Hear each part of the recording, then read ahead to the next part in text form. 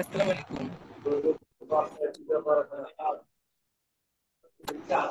না না এটা মশার থাকলে সুবিধা হয়। আপনার দ্বারা যেমন লাইটিং হয় ওই দ্বারা থাকলে হয়। তারা কষ্ট করে আপনি এমন হয়েছে একসাথে করে খুব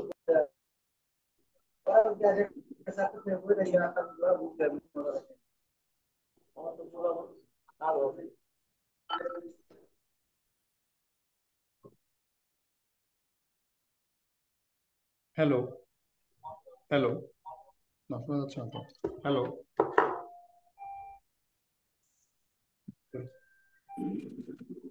জি স্যার, আপনাদেরকে শুনছি এবং দেখতেছি আলহামদুলিল্লাহ। আপনারা কেউ একজন কাইন্ডলি কথা বলুন। আপনারা কি শুনতে পাচ্ছেন? জি স্যার, আমরা দেখতে পাচ্ছি, শুনতে পাচ্ছি। ধন্যবাদ। জি স্যার, আমরা দেখতে পাচ্ছি, শুনতে পাচ্ছি।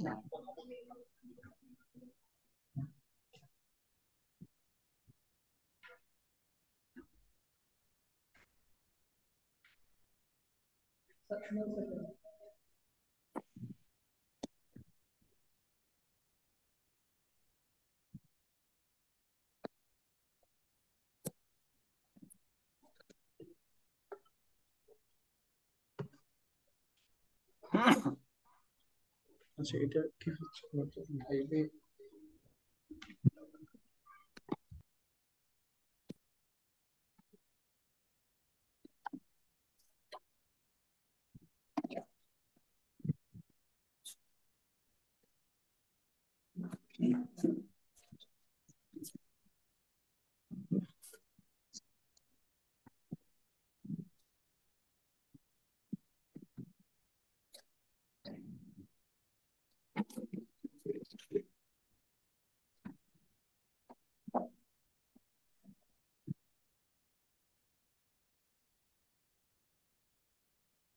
হ্যালো,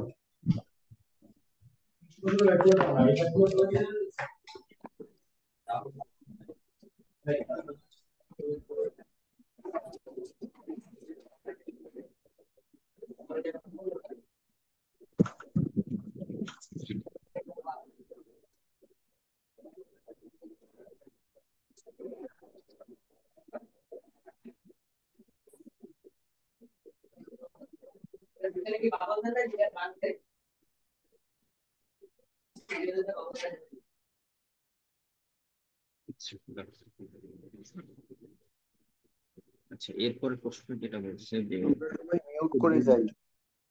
যে দুই যে চিত্র আলোকে এই যে আবুল কালাম, সাফায়েত, শহীদুল ইসলাম, আপনারা সবাই মিউট করেন। ত্রিভুজ আমরা পি কিউ এস তার মানে টোটালটা, তাই না? এর পরিসীমা কি দিছে রাকিব ভাই? পরিসীমা জানার সূত্রটা কি? আমার 3 বাহু তাহলে আমার কিন্তু এ বি এর মান নাই। উচ্চতাটা আছে, পিকুর মান আছে, কিউ আর এর মান আছে, এস আর এর মান আছে, কিন্তু কিউ আর তো নাই, আবার এস পি কিন্তু নাই। তাহলে আমরা টোটাল এটা বের করি, আমরা ধরে নিলাম যে পি কিউ সমান এইচ ধরছি, এবং শহীদুল কিউ আর ইসলাম ভাই, সমান এক্স আপনি মিউট করেন প্লিজ। আর আর এস তো 54 দেওয়াই আছে প্রশ্ন। ভাই শহীদুল ইসলাম ভাই, আপনার আমরা ছোট ত্রিভুজটা করে নিই একটু। তাহলে লম্ব মান আছে, ভূমিরও মান আছে, না? আপনি মিউট শিক্ষার্থীরা, শিক্ষক নিবন্ধনের আজকের ফ্রি ক্লাসে আপনাদের সবাইকে স্বাগত জানাচ্ছি। আমি মাহমুদ রহমান। আপনারা শুনছি আমাকে খুব ক্লিয়ারলি শুনতে পাচ্ছেন? আমরা সবাইকে মিউট করে দেন, আপনার কথা শোনা যাচ্ছে না। ত্রুটির কারণে আমাদের দেরি হয়েছে, এজন্য আমরা আন্তরিকভাবে আপনাদের কাছে ক্ষমা করছি। আপনারা আমাকে শুনতে পাচ্ছেন? আজকে আমরা অনেক বিষয় নিয়ে আলোচনা করব। আপনাদের সবাইকে অসংখ্য ধন্যবাদ। লম্বা টোটাল ত্রিভুজ, এখন মনে করব এস কিউ কে কোন জায়গা থেকে আর যুক্ত হয়েছেন, কি যারা কি ফেসবুক হচ্ছে লাইভ এই দেখছেন শহীদুল এবং ভাই আপনি মিউট করেন। পাশাপাশি তাহলে আপনারা যারা লম্বা ভাই ঘুমসং জুমে 10 যুক্ত অথরিটি হয়েছেন, গ্রুপ, যে তারপরে গ্রুপে যুক্ত পিকে হয়েছেন, বাই এসপি, সবাই একটু কমেন্টে ডক্টর জানান শহীদুল ইসলাম যে মিউট আপনারা করেন তাহলে আপনি। অথরিটি জন্য তো 1 জানি, কে কোন আর জায়গা থেকে পিকের মান যুক্ত তো 8 হয়েছেন। জানি, আর এসকিউ মান ওকে, তো আমি আজকে জানি। আমাদের এসকিউ আলোচনার মান কি বিষয় আছে 54 আপনারা প্লাস জানেন এক্স, সাইফ তাই ফুডস না? প্রাইভেট লিমিটেড আপনাদেরকে এবার আমরা এই 54 এইচ এর সাথে নিচে 19তম 1 আছে, তাই না? শিক্ষক 1 এর সাথে ওকে নিবন্ধন অনুরোধ এই করছি ফ্রি মিউট কোর্স করে দেন আর দিচ্ছি। এই সবাই। সেই 1 এর সাথে কোর্সের 54 আজকে প্লাস এক্সিম প্রথম প্যাকেজ, ক্লাস। 54 প্লাস সেই এক্স, ক্লাসে আমরা আজকে বুঝছো? আমাদের যে রুটিনটি এরপর আপনাদেরকে দেখো আমরা তোমরা এখানে দিয়েছি, এইচ এর মান কত সেই পাইছি, রুটিনে √3x আমাদের পাইছি কিনা? আহ, আজকে তাহলে এই এইচ বাংলা এর ক্লাস পরিবর্তে এবং কত সিলেবাস বসাইছি, পর্যালোচনা, √3x, পড়াশোনার কৌশল, আর এই এই ডান বিষয়ে থেকে আমরা প্লাস আলোচনা এক্সটা করব। যদি তখন বামে এর আছে পাশাপাশি -x আমাদের আছে, ওকে? নিবন্ধনের গুরুত্ব, আর ডানের জন্য রেখে স্যার দিলাম। এবার এখান সবগুলো থেকে যদি এক্স ফিনিশ কমন করাই নেই জানি, তাহলে একটু √3 কষ্ট করে - 1 থাকে। একজন এবার কি এক্স জানি রেখে পড়াচ্ছে এটাকে সেটা কেন এখানে আমরা আসতেছে, বসায় নিচে ভাগ কাউন্ট আছে, অন্য কিছু শুনতে করলে পাচ্ছি না। কি ব্যাস সুযোগ হলো। সুবিধা আছে তাই সেই না? বিষয়গুলো এক্স এর মানটা আমরা যদি এখানে বসায় দিই, দৃষ্টিপাত করার জন্য মানে এস কিউটা সেই কোথায় শহীদুল ভাই বিষয়গুলোকে কি আমরা টিকটক আমরা দৃষ্টিপাত মানে? করার চেষ্টা করি। করবো। আপনারা যারা হুম।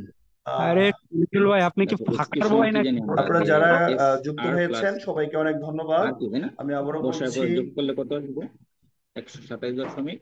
আসসালামু আলাইকুম 127। এবার এই এক্স এর মানটা স্যার। যখন আমি এই এখানে বসাই দিব 1 নং এ, আরে তখন কত শহীদুল ইসলাম হবে? আপনি মিউট করছেন না কেন? এত, যেটা আমরা এটা, তাই তো? আচ্ছা, এখন এই সার্ভার ঢুকলো দুইটা নাকি?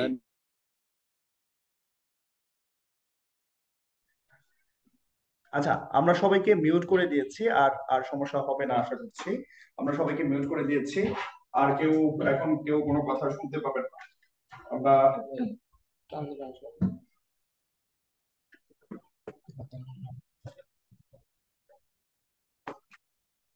সবাই কমেন্টে জানান কে কোন জায়গা থেকে যুক্ত হয়েছে।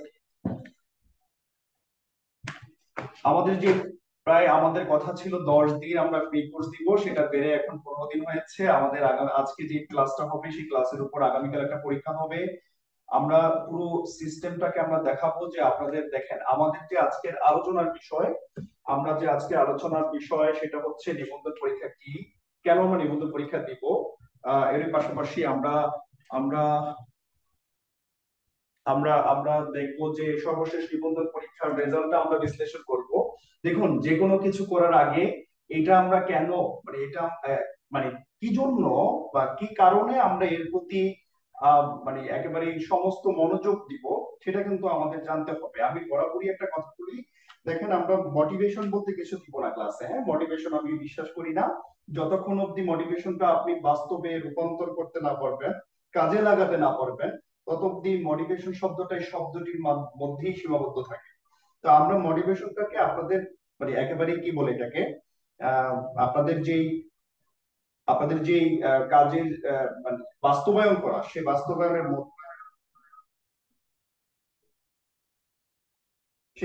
মধ্যে স্যার এটা বন্ধ রাখতে হবে। সেই বাস্তবায়নের মধ্যে আমরা দেখাবো যে আসলে আপনাদের সাথে রিলেট করার চেষ্টা করব। তো এর সুবাদে আমাদের যে আলোচনাটা আমি আরেকবার বলছি, দেখুন যে ফেসবুকের কমেন্ট গুলো একটু দেখো, ফেসবুকের কমেন্ট রিপ্লাই দিও। নিবন্ধন পরীক্ষা সম্পর্কে মোটামুটি জানবো, তারপর আমরা যাবো নিবন্ধন পরীক্ষা কেন দিব, এটার পিছনে আমরা যে শক্তিটা আছে সেই শক্তিটা দেখবো, সর্বশেষ নিবন্ধন পরীক্ষার রেজাল্ট এবং বিশ্লেষণ করব, এবং আমরা আজকে যে আমাদের ক্লাস বাংলা প্রশ্ন বিশ্লেষণ এবং বাংলা বিষয় আমরা কিভাবে পড়বো সেটা নিয়ে আলোচনা করবো, এবং সর্বোপরি আমরা একটা টপিক নিয়ে আলোচনা করবো, সেটা হচ্ছে সমাস। তো আজকের ক্লাসে শুরু থেকে শেষ অবধি যারা থাকবেন, নিঃসন্দেহে আমি এতটুকু বলতে পারি আপনারা অবশ্যই ইনশাআল্লাহ উপকৃত হবেন। আমি আমি আমি বোধ করছি আপনারা অবশ্যই উপকৃত হবেন। তো আপনাদের কাইন্ডলি আমি আবারও রিকোয়েস্ট করবো, আপনারা যারা ক্লাসে যুক্ত হয়েছেন, যে এই মাধ্যমেই যুক্ত হয়েছেন, সবাই দয়া করে আপনারা আপনারা যেটা করবেন সেটা হচ্ছে লাইক শেয়ার করে দিবেন, বা আপনাদের বন্ধু বান্ধবী যারা আছে তারা যদি মনে করেন যে আপনারা এই ক্লাসটির মাধ্যমে উপকৃত হবে, তাদেরকে আপনারা কাইন্ডলি আপনারা একটু শেয়ার করে দিতে পারেন লিঙ্কে। তো আমাদের প্রথম যে বিষয় সেটা হচ্ছে, দেখেন আমরা এনটিআরসি সম্পর্কে জানবো, যেটা নিয়ে আমি বলছিলাম মোটিভেশন। যে কোনো কিছু দেখেন আপনাকে আগে ঠিক করতে হবে আমি কেন নিবন্ধন পরীক্ষার জন্য প্রস্তুতি নিব, আলাদা করে কেন নিবন্ধনের জন্য প্রস্তুতি নিব, এতে কি আছে বা এটার জবটা আমি কত বছর পর পাবো। আপনাদের এই প্রশ্নগুলো এই কয়েকদিনে যতদিন আমরা গ্রুপটা খুলেছি প্রায় 3000 রেজিস্ট্রেশন পেয়েছে। তো আমরা আমরা এই যে কাইন্ডলি কাইন্ডলি একটু আপনারা খেয়াল রাখবেন যে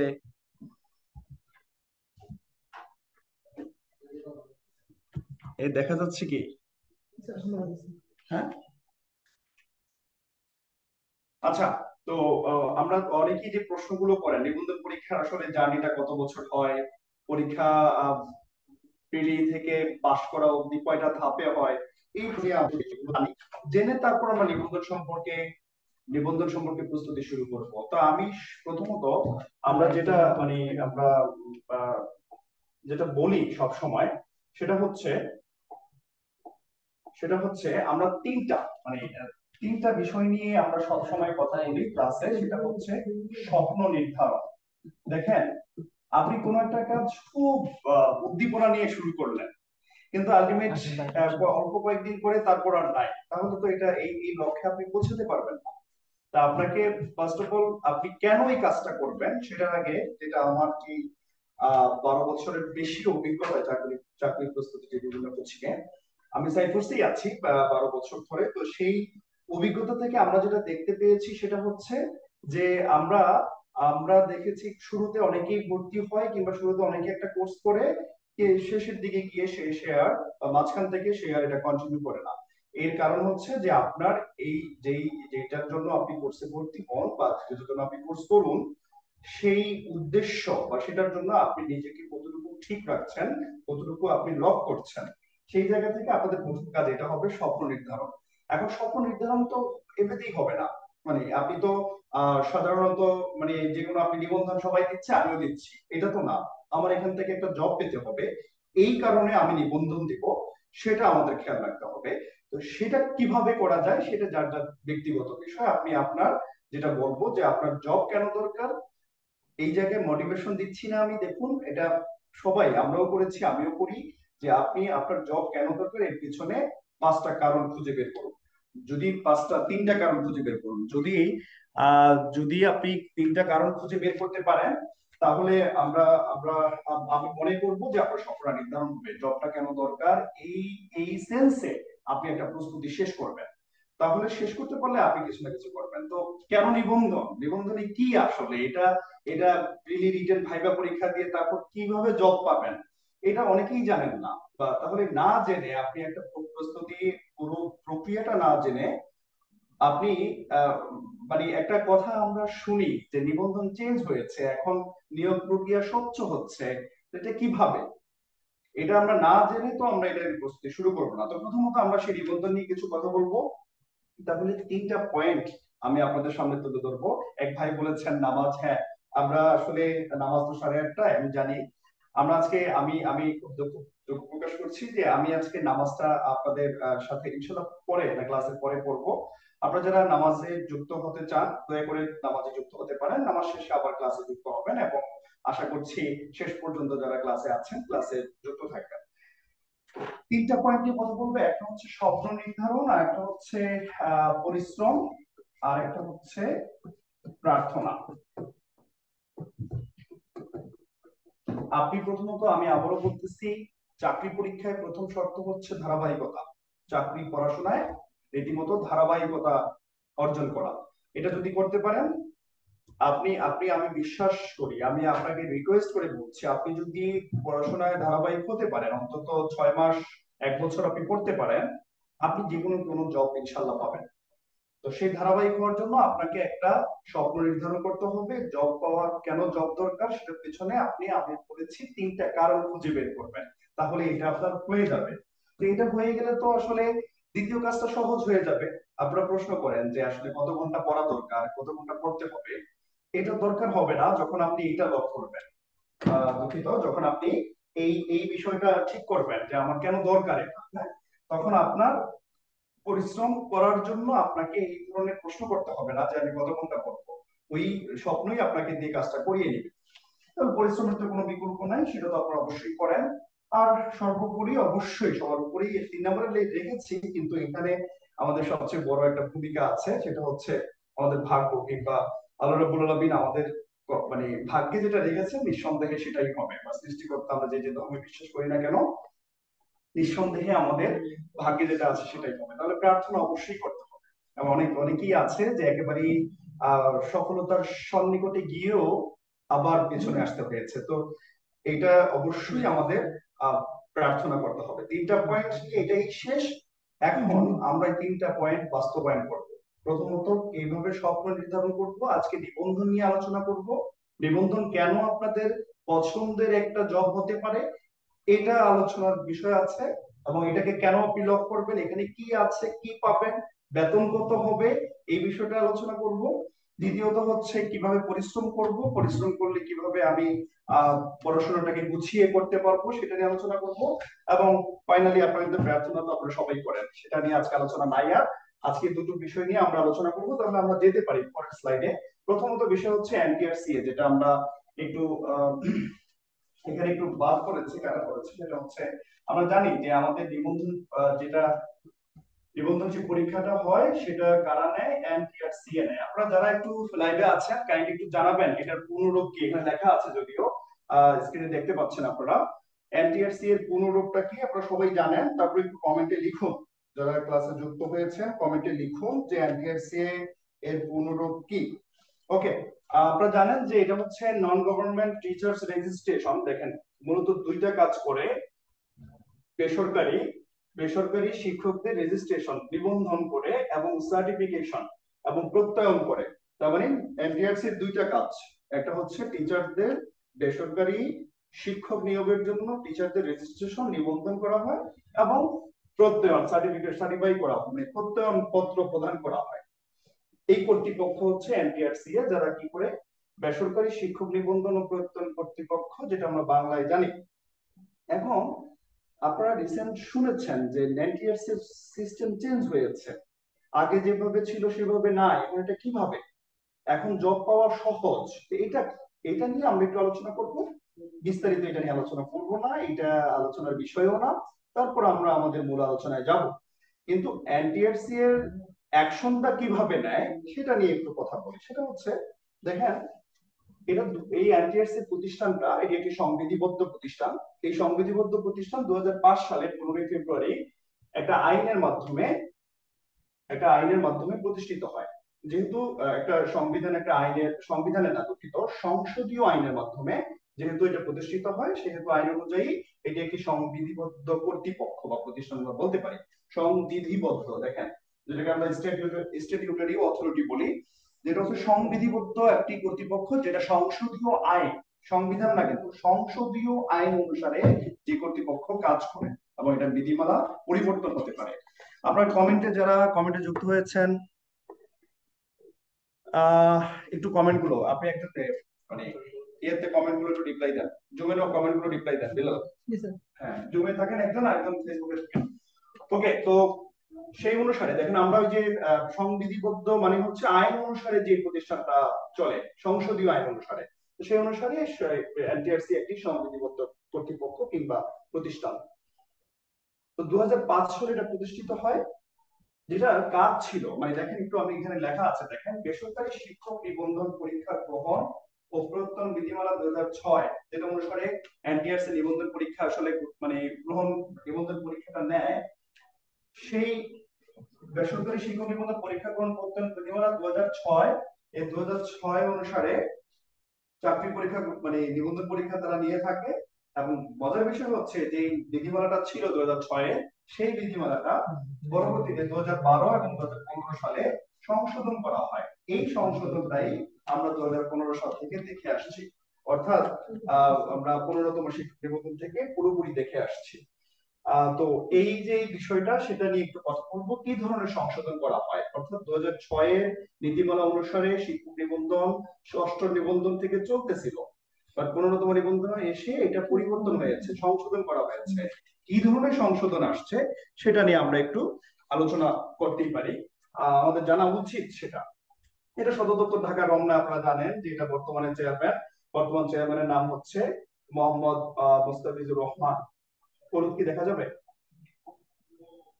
ওকে, চেয়ারম্যানের নাম হচ্ছে মোহাম্মদ মুস্তাফিজুর রহমান। এটুকু আমরা জানলাম। এরপরেরটা আসেন, দেখেন এই যে 2005 সালের আইনের ধরধারা অনুযায়ী তাদের কাজ কি ছিল, অর্থাৎ 6ষ্ঠ থেকে 14তম 13তম শিক্ষক নিবন্ধন অবধি এনটিআরসি আসলে কি করত। এনটিআরসি আসলে কি করত, কোনো গুরুত্বপূর্ণ কমেন্ট থাকলে অবশ্যই আমাকে জানাবেন। বিলাল, আপনি কোনো গুরুত্বপূর্ণ কমেন্ট থাকলে অবশ্যই জানাবেন, ঠিক আছে?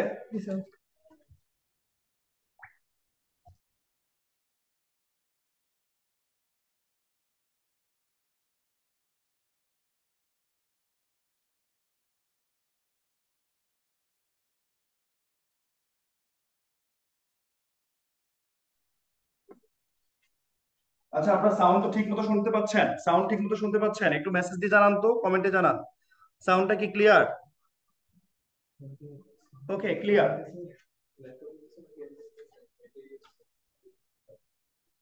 সাউন্ড কি একেবারেই ক্লিয়ার নাকি একটু আস্তে আস্তে শোনা যাচ্ছে? Hello, hello, clear, sound clear, এখন ক্লিয়ার।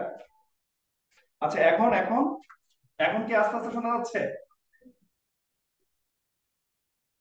একজন বাইরে থেকে দেখতে পাচ্ছি।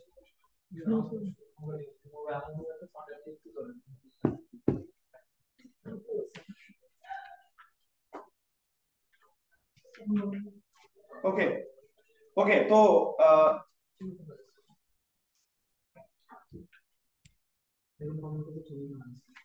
ওকে, ঠিক আছে। তাহলে এই আইনের ধারা অনুযায়ী যেটা করতেন এনটিএসসি, যেটা করতেন দেখেন, সেটা হচ্ছে প্রাথমিক পর্যায়ে শিক্ষক নিবন্ধনের জন্য লিখিত পরীক্ষা গ্রহণ করতেন। একটা পরীক্ষা ছিল তখন, এবং সেই লিখিত পরীক্ষা উত্তীর্ণ প্রার্থীদের জন্য একটা প্রত্যয়ন পত্র, যেটাকে আমরা বলি সার্টিফিকেশন করা, কেমন কালো দিয়ে ওকে, প্রত্যয়ন পত্র প্রদান করতেন, যেটা দিয়ে তারা কি করতেন, যে বিভিন্ন বেসরকারি শিক্ষা প্রতিষ্ঠানে, মাধ্যমিক এবং কলেজে গিয়ে আমরা আবেদন করতাম। তার মানে এনটিএসসি 2005 সালের বিধি অনুযায়ী, 6 সালের নীতিমালা অনুসারে, দেখেন খেয়াল করেন, 5 সালের আইন অনুসারে এনটিএসসি প্রতিষ্ঠিত হয়, 6 সালের বিধিমালা অনুসারে তারা পরীক্ষা গ্রহণ করে দুইটা কাজ করতেন। পরীক্ষা গ্রহণ করতেন, একটা পরীক্ষা, সিম্পল একটা পরীক্ষা হতো, লিখিত পরীক্ষা, যেটা প্রিলিমিনারি লিখিত, যেটা একটাই হতো। আর নাম্বার 2, তারপর একটা প্রত্যয়ন পত্র দিতেন, একটা স্কোর দিতেন, সেই মেরিট স্কোর দিতেন, সেটা দিয়ে আমরা বিভিন্ন প্রতিষ্ঠানে আমরা অ্যাপ্লাই করতাম। কিন্তু পরবর্তীতে যেটা হয় দেখেন, সেটা হতো কি, যে 2006 সালের নীতি অনুসারে তখন যেটা হয়, 5 নম্বর ছিল 40, যেটা এখনো আছে, 5 নম্বর 40, আমরা আমরা আমরা 5 নম্বর 40 যেটা এখনো আছে, সেই 2006 সালের নীতি অনুসারে 5 নম্বর 40 যদি কেউ পেত, তাহলে সেই তাদের উপর ভিত্তিতে আমরা যখন পাস করতাম তখন একটা স্কোর দিত, সেই স্কোর দিয়ে, দেখেন খেয়াল করেন এই পয়েন্টটা, যে 5 নম্বরের ভিত্তিতে উত্তীর্ণ প্রার্থীদের প্রদত্ত প্রত্যয়ন পত্রের ভিত্তিতে সংশ্লিষ্ট শিক্ষা প্রতিষ্ঠানের গভর্নিং বডি, যে প্রতিষ্ঠানে আমরা আবেদন করতাম, সেই প্রতিষ্ঠানে গভর্নিং বডি কিংবা ম্যানেজিং কমিটি নিয়োগ দিত। তাহলে আমাদের যে এনটিআরসি এর যে, সাউন্ড ক্লিয়ার না ভাই? এনটিআরসি এ যেটা করতেন সেটা হচ্ছে আমাদেরকে জাস্ট পরীক্ষাটা নিতেন, তারপর একটা প্রত্যয়ন পত্র দিতেন, এতটুকুই ছিল তাদের কাজ। এবং নিয়োগ দিত হচ্ছে আমাদের, মানে যে প্রতিষ্ঠানে আমরা আবেদন করতাম সেই প্রতিষ্ঠানে গভর্নিং বডি কিংবা ম্যানেজিং কমিটি। তো বুঝাই যাচ্ছে এখানে অনেক বড় ধরনের একটা মানে গ্যাপ থাকতেই পারে, কারণ তারা তো সুপারিশ করার ক্ষমতা ছিল না এনটিআরসি এর। তো সেই জায়গা থেকে 2015 সালের 30 ডিসেম্বর তৎকালীন শিক্ষা মন্ত্রণালয় একটি পরিপত্রের মাধ্যমে এনটিআরসি কে বেসরকারি শিক্ষা প্রতিষ্ঠান সমূহের প্রথম প্রবেশ পর্যায়ে নিয়োগযোগ্য শূন্য পদে নিয়োগের সুপারিশ প্রদানের দায়িত্ব প্রদান করা হয়। খেয়াল করেন, এইটাই হচ্ছে ট্রানজিশন। আগে যেটা স্কুলের বা কলেজের ম্যানেজিং কমিটি গভর্নিং বডি করত, সেটা এখন সেই সুপারিশ প্রদান, অর্থাৎ একেবারেই নিয়োগ প্রদান করা, পরীক্ষা নিবে, প্রিলি নিবে, লিখিত নিবে, ভাইবা নিয়ে তারপর মেরিট স্কোর দিবে, মেরিট স্কোর দিয়ে গণবিজ্ঞপ্তি দিয়ে তারপর সরাসরি আপনাকে শিক্ষা প্রতিষ্ঠানে নিয়োগ দিবে। এই কাজ হচ্ছে এখন এনটিআরসি এর। তাহলে 15তম শিক্ষক নিবন্ধন, তার 13তম থেকে ধরতে পারি আমরা, 15 থেকে একেবারেই গণবিজ্ঞপ্তির মাধ্যমে আমরা এখন 18তম শিক্ষক নিবন্ধন এখন চলছে, রিটেন পরীক্ষা দেওয়া হয়ে গেছে, তারপরে রিটেনের রেজাল্টও পাওয়া যাবে।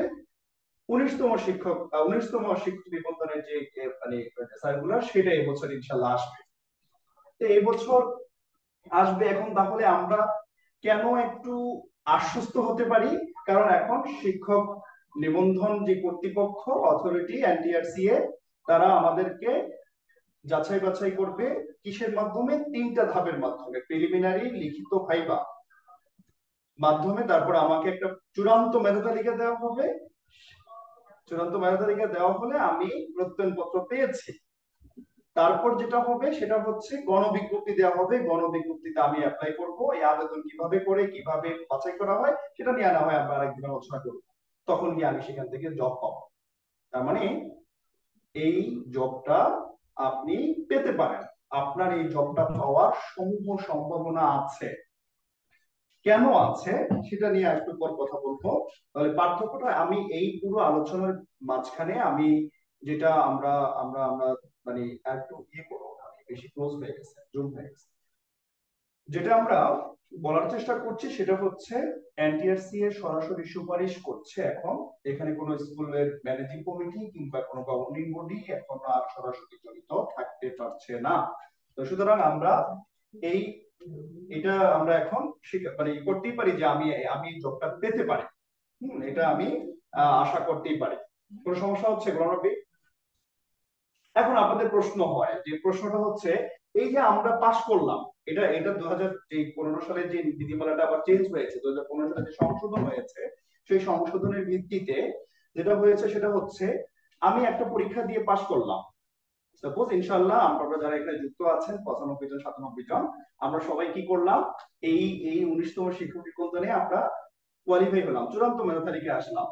এখন চূড়ান্ত মেধা তালিকায় আসার পর আমি আমার এই মেধা তালিকার মেয়াদ কত বছর থাকবে? প্রথমত এটার মেয়াদ থাকবে 3 বছর, যদিও এটা সরাসরি কার্যকর এই 19তম থেকে 18তম থেকেই করার কথা, আর না হলে 19তম থেকেই করা হবে শতভাগ নিশ্চিত, যে আপনি যখন একটা পরীক্ষা দিবেন সেটার মেয়াদ থাকবে 3 বছর, অর্থাৎ এই প্রত্যয়ন পত্রের মেয়াদ 2015 সালের নীতিমালা অনুসারে 3 বছর থাকবে। ঠিক আছে, ক্লিয়ার? আমি আবারও বলছি, আপনি যে একবার পরীক্ষা দিয়ে এখন 3 বছর পর কি হবে, 3 বছর পর আপনাকে আবার পরীক্ষা দিতে হবে, আবার চূড়ান্ত মেধা তালিকায় আসতে হবে। ওকে, এখন আসেন 3 বছর পর আপনি আবার চূড়ান্ত মেধা, তাহলে কত বছর পর্যন্ত আপনি পরীক্ষা দিতে পারবেন? আমরা জানি সরকারি চাকরিতে বয়সসীমা নিয়ে এখন আমরা আন্দোলন করছি, আমরা চেষ্টা করছি বাড়ানোর জন্য, 30 আছে আমরা জানি, কিন্তু এনটিআরসি কিন্তু এই আপনি চেষ্টা করার জন্য, আপনারা সবাই বলেন তো কত বছর এনটিআরসি তে আমরা কত বছর পর্যন্ত এই প্রত্যয়নপত্র নেওয়ার চেষ্টা করতে পারি বা আমরা নিতে পারি, সেটা হচ্ছে 35 বছর। এটা আপনারা সবাই আশা করি জানেন। আর আমরা ঢালাও ভাবে সকল চাকরি পরীক্ষায় আমরা 35 বছর চাই। আশা করছি এটা নিয়ে একটা চূড়ান্ত সিদ্ধান্ত আসবে খুব শীঘ্রই, আমরা আশা করছি। তাহলে এখানে এই দুটো বিষয় ক্লিয়ার, যে আমরা যে সার্টিফিকেটটা প্রত্যয়নপত্র পাবো সেটা মেয়াদ থাকবে 3 বছর এবং আমরা 35 বছর পর্যন্ত আমরা এই নিবন্ধন পরীক্ষা অংশগ্রহণ করতে পারবো। এবার আসেন যে মাহিন্দ্র খন আমরা আসলে কেন সবাই আমরা বিসিএস ক্যাডার হতে চাই, সবাই আমরা মানে মানে একটা বিজনেস করতে চাই, কিংবা যে কোনো একটা কিছু যখন করি তখন তার পিছনে কি আমরা একটা ফাইন্যান্সিয়াল একটা অর্থনৈতিক সমৃদ্ধির কথা চিন্তা করি, বা এটার কাছ থেকে কি পাবো সেটার কথা চিন্তা করি। স্বাভাবিকত বেতন কত, মানে আমি একেবারেই ধারাবাহিকভাবে বললাম, যেটা আমরা প্রচলিত বলি যে বেতন কত হবে কি হবে, সেটা নিয়ে একটু কথা বলে আমি কলেজ পর্যায়ে নিয়েই কথা বলবো। আপনাদের সবার স্কুল কলেজ দুটি আপনারা দিবেন, কলেজ পর্যায়েও পেতে পারেন, স্কুলও পেতে পারেন। দেখুন তিন ভাবে হয়, একটা হচ্ছে কলেজ পর্যায়ে, একটা স্কুল, একটা হচ্ছে স্কুল 2। স্কুল 2 হচ্ছে ইবতেদায়ী, মানে 1 থেকে 5, স্কুল 2 হচ্ছে 6 থেকে 10, এবং কলেজ হচ্ছে আপনারা জানেন এইচএসসি 11 12। এর বেতন কত হবে? আপনাদের একটা প্রশ্ন হতেই পারে যে অনেকেই বলে যে নিবন্ধন দিয়ে কি হবে, বেতন একেবারেই কম, কিন্তু আপনি এখানে কতটুকু যেতে পারেন বা আপনি কোন গ্রেডের জব পাবেন? প্রথমত যদি বলি সবাইকে যে আপনি কোন গ্রেডের জব পাবেন, এটা কোন গ্রেড বলেন তো, কলেজ পর্যায়ে এটা কোন গ্রেড?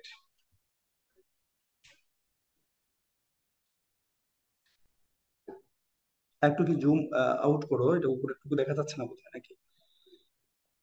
10ম, নবম, ওকে, নবম গ্রেড।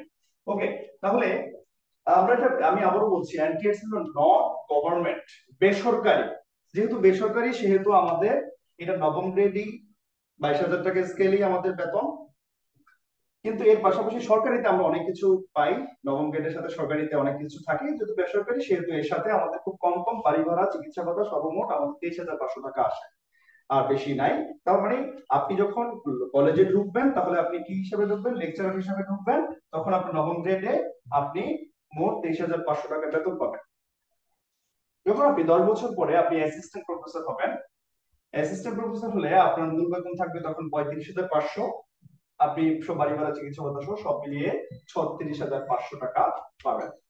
এখন আপনি এই কলেজে একজন লেকচারার থেকে কোন পর্যায়ে যেতে পারেন, মানে নিবন্ধন মানে অন্যান্য চাকরির পরীক্ষা, সরকারি চাকরির পরীক্ষা যেভাবে প্রমোশনের সুবিধা আছে এখানেও তাই আছে।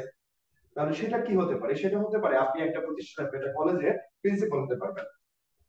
প্রিন্সিপাল হলে আপনার বেতন হবে 50,000, বাড়ি ভাড়া হবে 1,000, চিকিৎসা ভাতা হবে 500, মোট হবে 51,500।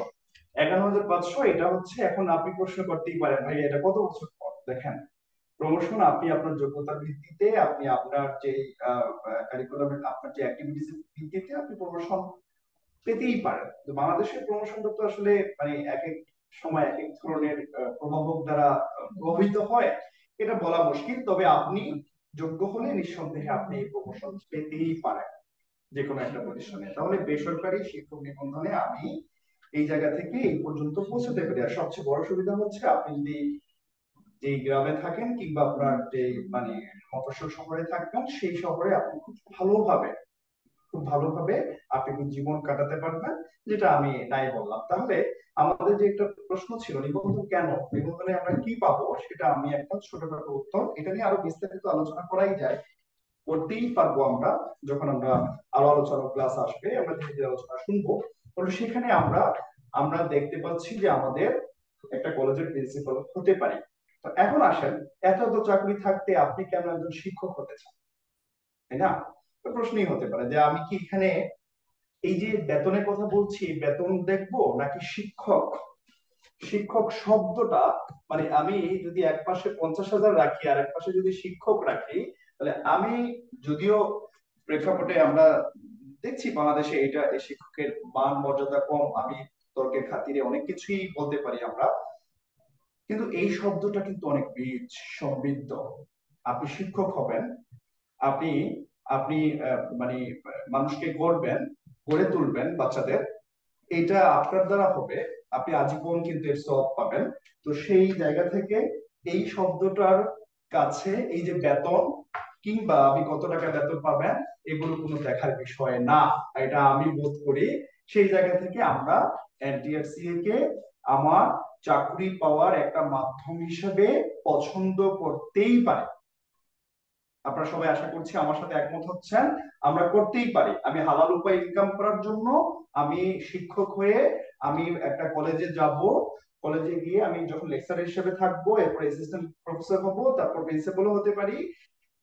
এই যে একটা মানে পদোন্নতি, এবং পাশাপাশি আমি তো ভালো সাবজেক্টে থাকলে আমি তো প্রাইভেট পড়াতেই পারবো, মানে ওইটা তো ভিন্ন কথা। আপনি 1.5 লাখ টাকার মানে এটা আনঅফিসিয়াল কথা, 1.5 লাখ টাকা প্রাইভেটই করাতে পারবেন, এর চেয়ে বেশিও, যদি আপনার সাবজেক্ট ইংরেজি ম্যাথ যেগুলো সবচেয়ে বেশি হয়, এগুলো সব সাবজেক্টই এখন প্রাইভেট পড়ে স্টুডেন্টরা। তো মানে কোচিং করাতে মানে যেটা আমরা বলি না কেন, তো আমরা ওভারঅল যেটা করি সেটা হচ্ছে আমার ইচ্ছা হচ্ছে আমি একজন শিক্ষক হবো, মানুষ গড়ার কারিগর হবো।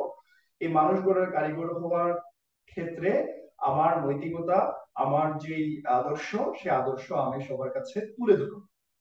তো এটাই হতে পারে আমার শিক্ষক নিবন্ধনকে, আমি আবারও বলছি আমাদের আজকে আলোচনার প্রথম পার্টে যেটা ছিল, আমরা শিক্ষক নিবন্ধনকে কেন বেছে নিব, সে বেছে নেওয়ার এক প্রধান কারণ এটা হতে পারে। পাশাপাশি আপনি ফাইন্যান্সিয়ালি কিভাবে, অর্থনৈতিকভাবে কিভাবে আপনি সাপোর্ট পাবেন সেটাও আমরা দেখে নিলাম। ওকে, এই আলোচনাটা আশা করছি আপনারা সবাই শুনতে পেয়েছেন। একটু একটু এ পর্যন্ত সবাই শুনতে পেয়েছেন কিনা একটু জানাবেন, কাইন্ডলি একটু মেসেজ করুন যে আপনারা সবাই ক্লিয়ার কিনা। আমি আপনাদেরকে একটা উইংসের মানে আপনাদেরকে সুযোগ দিব কথা বলার জন্য। আপনি একটু কমেন্টে চ্যাট বক্সে একটু জানিয়ে রাখুন যে আপনারা এই পর্যন্ত যা আমি বলার চেষ্টা করেছি সেটা কি ক্লিয়ার কিনা। Okay, very good, thank you very much. এবং আপনাকে আমাদের কেমন লাগছে ক্লাসটা সেটাও জানাবেন কমেন্টে, কে কোন জায়গা থেকে যুক্ত হয়েছেন। আপনারা সবকিছু আমরা একেবারেই আপনাদের সাথে রিলেট করে তথ্যগুলো দেওয়ার চেষ্টা করব এবং আপনাদের কাজে আসবে এই ধরনের তথ্যই দিব। ওকে, এবার দ্বিতীয় বিষয় সেটা হচ্ছে আমরা যে একটা চাকরির প্রস্তুতি শুরু করব, আমরা কেন নিবন্ধন বেছে নিব সেটা কারণ পাঠ শেষ। এটার পাশাপাশি আপনি অনেক কিছু যুক্ত করতে পারেন, আমাদের সামনে যে ক্লাসগুলো আছে সবগুলো ক্লাসই মোটামুটি এই পার্টটা নিয়ে যার যার মতো করে সব টিচার আলোচনা করবে ইনশাআল্লাহ। তো এবার আমরা সংক্ষেপে দেখেন, আজকে আমি 16, 17, 18 এই তিনটা নিবন্ধন পরীক্ষার একটু বিশ্লেষণ করার চেষ্টা করব। সেই বিশ্লেষণটা একটু সবাই দেখুন, আগে আগে স্ক্রিনশট দিয়ে রাখুন সবাই। ওকে,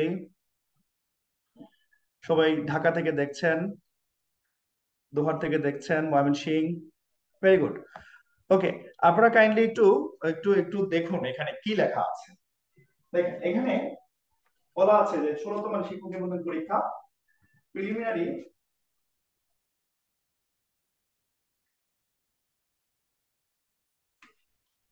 $11,76,196 জন আবেদনকারী ছিল। একটু খেয়াল করেন, 11,00,000 16তম নিবন্ধন পরীক্ষায়।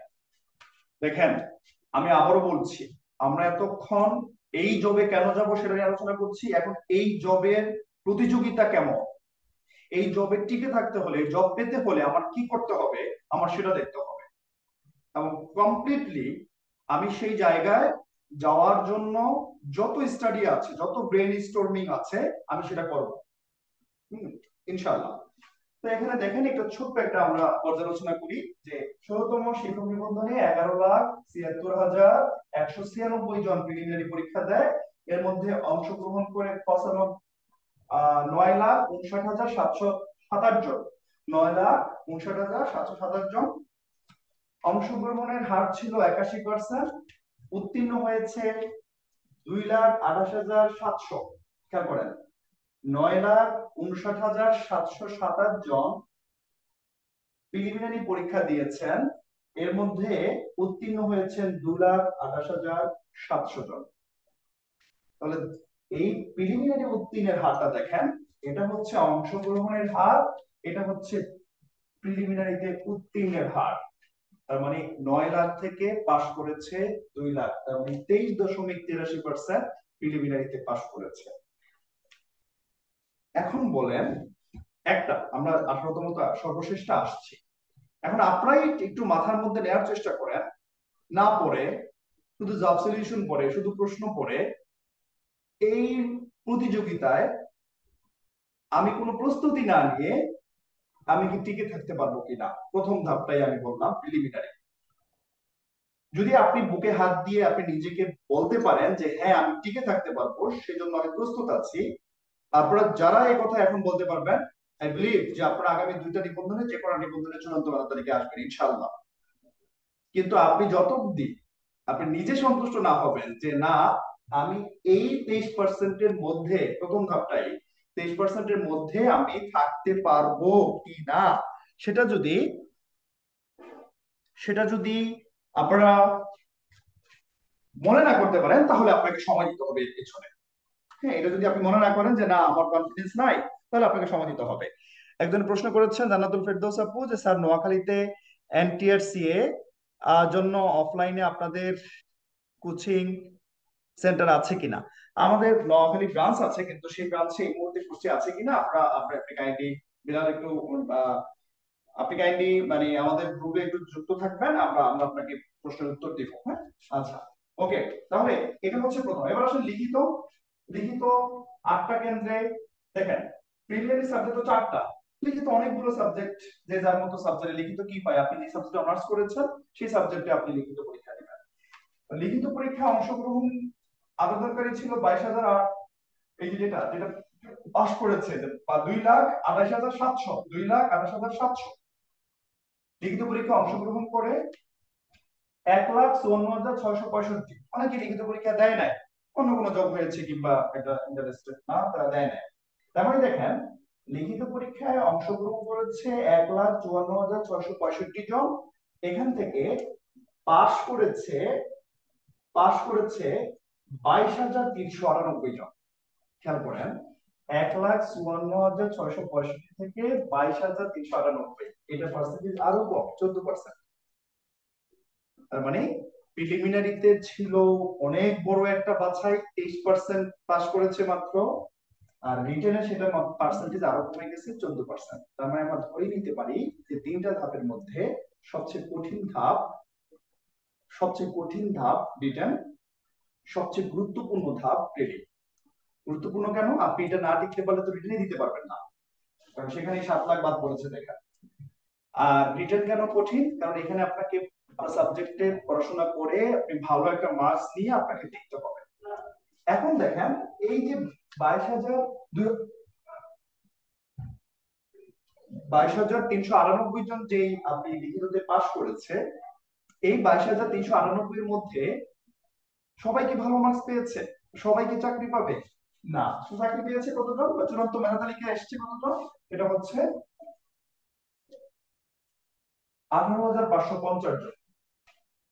তার মানে এই যে 92% কিন্তু পাশ করেছে মৌখিক পরীক্ষায়, ভাইভা পরীক্ষায় 92% পাশ করেছে। তার মানে ভাইভা পরীক্ষা আপনি পাশ করবেন, কিন্তু ফ্যাক্ট হচ্ছে লিখিত পরীক্ষা। লিখিত পরীক্ষায় যারা এখানে বাদ পড়েছে, এই যে দেখেন এখানে যে 5,000 বাদ পড়েছে, 4,000 বাদ পড়েছে, এই বাদ পড়ার কারণ কি? তারা ভালো করে পরীক্ষা মানে ভালো করে লিখে নাই।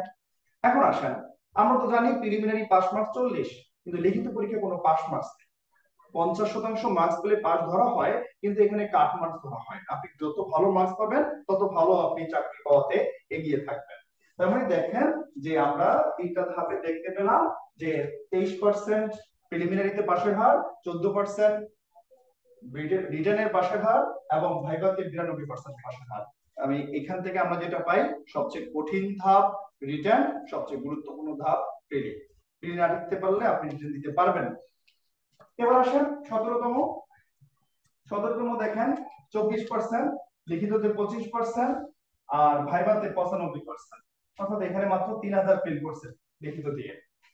ওকে, আচ্ছা এটাও বলবো, আপনারা যদি কেউ বলেন যে ভাই আপনি তো ভুল বলছেন, আপনি তো প্রিলিমিনারি তো কঠিন ধাপ হবে। হ্যাঁ, প্রিলিমিনারি কঠিন, মানে আমি অবশ্যই গুরুত্বপূর্ণ, কঠিন না বলে এখানে গুরুত্বপূর্ণ শব্দটা ব্যবহার করছি এই কারণে যে আপনি তো এটা পাস না করলে ঢুকতেই পারবেন না ভিতরে। তার মানে এই জন্য কঠিন ও গুরুত্বপূর্ণ দুটোই হবে।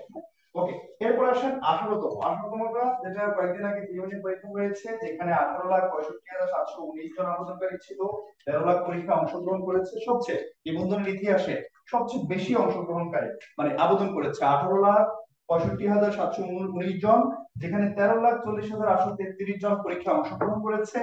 অংশগ্রহণের হার ছিল 71%, খুবই ভালো। আর উত্তীর্ণ হয়েছে 4,79,981। তার মানে এই 13 লাখ থেকে 4 লাখ প্রিলিমিনারিতে পাস করেছে, এবং এই 4 লাখের মধ্যে আমরা যেটা দেখতে পাচ্ছি যে লিখিত পরীক্ষায় 2,39,23,985, এটা কি ভুল আছে মনে হয়, এটা ডিজিট ভুল আছে। এখানে আমাদের কিছু সংখ্যক প্রার্থী লিখিত পরীক্ষায় অনুপস্থিত ছিল। তার মানে আমাদের পুরো সামারিটা যেটা বলতে পারি যে আমাদের কম্পিটিশনটা কত বড়। এখন এই কম্পিটিশনে আপনি কিভাবে টিকে থাকবেন? কম্পিটিশনে দেখানোর চেষ্টা করেছি লাস্ট তিনটা, একদম সর্বশেষ তিনটা নিবন্ধন পরীক্ষা। আমরা আশা করি আমার কথা ক্লিয়ারলি শুনতে পাচ্ছেন। এই জায়গায় এসে আপনাদেরকে একটু আমি বলবো, সেটা হচ্ছে আপনারা একটু পয়েন্ট নোট ডাউন করে রাখেন যে আপনার তিনটা ধাপে আপনাকে পরীক্ষা দিতে হবে। কেউ যদি বলে যে নিবন্ধন অনেক সহজ, না পড়েই টিকা যাবে, কম্পিটিশনটা আপনি নিজের চোখে দেখে নেন, নিজেই দেখে নেন। কম্পিটিশন আপনাকে তা বলে না, প্রতিযোগিতা আপনাকে তা বলে না। ঠিক আছে, আপনাকে এখানে পরিশ্রম করতেই হবে, এটা নোট করে রাখেন। ওকে, এবার দেখি যে কতগুলো গণবিজ্ঞপ্তি হয়েছে। তারপর যখন এই যে আমরা যেটা দেখলাম যে আসলে পুরো সিস্টেমটা, যে এখানে প্রিলি, লিখিত, ভাইভা, মৌখিক পরীক্ষায় পাশ করার পর তারপর তাদেরকে চূড়ান্ত মেধা তালিকা দেওয়া হয়। যারা মৌখিক পরীক্ষায় পাশ করে দেয় তাদের মধ্যে আবার চূড়ান্ত মেধা তালিকা দেওয়া হয়। এই চূড়ান্ত মেধা তালিকা আবার অল্প কিছু ভেরিফিকেশনের মাধ্যমে বা বিভিন্ন ত্রুটির জন্য বাদ পড়ে। তো এই চূড়ান্ত মেধা তালিকা যখন দেওয়া হয়, সেখান থেকে গণবিজ্ঞপ্তি দেওয়া হয়, গণবিজ্ঞপ্তির পর সেখানে আবেদন করা হয়। এই গণবিজ্ঞপ্তি দেওয়া হয়েছে এই পর্যন্ত পাঁচটা গণবিজ্ঞপ্তি, সর্বশেষ এই জানুয়ারিতে বা ফেব্রুয়ারিতে 2024-এ গণবিজ্ঞপ্তি দেওয়া হয়। মোট 1,35,392 জন চাকরি পায় এনটিআরস এর মাধ্যমে 2016 থেকে, অর্থাৎ এই 2016 বিধি একেবারে আমরা যেটা দেখতে পেয়েছি যে 2005 সালের আইন দ্বারা এনটিআরসি প্রতিষ্ঠিত হয়, যেটা 2006 সালে একটা নীতিমালা দ্বারা তারা পরীক্ষা গ্রহণ করে, এবং 2012 সাল এবং 2015 সালের যে একটা সংশোধন করা হয় ওই নীতিমালা, সেই সংশোধনীয় আইন দ্বারা আমরা যেটা দেখতে পেয়েছি যে একেবারেই সুপারিশ করার ক্ষমতা থাকবে এনটিআরসি এর, কোনো ম্যানেজিং কমিটি, গভর্নিং কমিটির আর কোনো ক্ষমতা নেই। কোনো কাউকে চাকরি দেওয়ার, তখন এই গণবিজ্ঞপ্তির মাধ্যমে 16 সাল থেকে নিয়োগ বিজ্ঞপ্তি শুরু হয় গণবিজ্ঞপ্তির মাধ্যমে। এবং সেটা প্রথমে 13,000, 31,000, 35,000, 3,000, 1,000, 27,000 এবং সর্বশেষ পঞ্চম গণবিজ্ঞপ্তিতে 22,021 জন চাকরি পায়। এখন এখন যেটা হয় সেটা হচ্ছে আমরা আমরা পুরো বিষয়টা একটু আঁচ করতে পেরেছি যে আমাদের এখানে কতগুলো ধাপ। এখন আপনারা একটু দেখেন যে আমরা যদি একটু দেখি, আচ্ছা আমি এই জায়গায় একটা প্রশ্ন আপনাদের আমি একটু একটু একটু একটু আপনাদের সাথে অ্যাড করি। সেটা হচ্ছে কত বছরে একটা জার্নি শেষ হয়, মানে নিবন্ধন পরীক্ষাটা আমরা জবটা কত বছর পর পাবো, এই প্রশ্নটা অনেকেই করে। সেক্ষেত্রে আমরা একটু বলি, 17তমটা দিয়ে একটু বলি। এটা প্রিলিমিনারি পরীক্ষা হয়েছে 2020 সালে। দেখেন 17তম শিক্ষক নিবন্ধনের প্রিলিমিনারি হয়েছে 2020 সালের জানুয়ারিতে, ঠিক আছে। প্রিলিমিনারি রেজাল্ট দেওয়া হয় 22 ফেব্রুয়ারি 2023।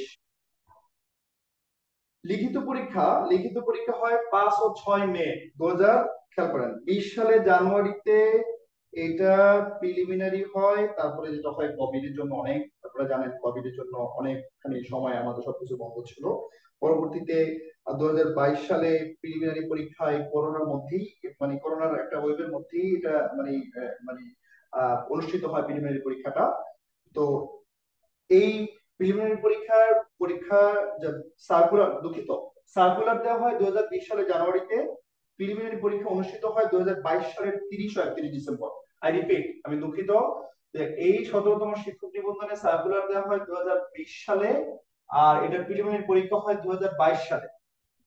লিখিত পরীক্ষা হয় 2023 সালে। প্রিলিমিনারি পরীক্ষা 2022 সালের ডিসেম্বরে, 30 ও 31 ডিসেম্বর পরীক্ষা হয়। আর লিখিত পরীক্ষা হয় 2023 সালের ফেব্রুয়ারিতে। লিখিত পরীক্ষার ফলাফল দেওয়া হয় 2023 সালের 30 আগস্ট এবং মৌখিক পরীক্ষা চূড়ান্ত মেধা তালিকা দেওয়া হয় 28 ডিসেম্বর। দেখেন চূড়ান্ত মেধা তালিকা দেওয়া হয়, মৌখিক পরীক্ষা 28 ডিসেম্বর 2023। তার মানে দেখেন জার্নিটা করোনার জন্য সার্কুলার হয়েছে 20 সালে, প্রিলিমিনারি পরীক্ষা হয়েছে 22 সালের 30 ও 31 ডিসেম্বর। লিখিত পরীক্ষা হয়েছে 23 সালের 30 আগস্ট।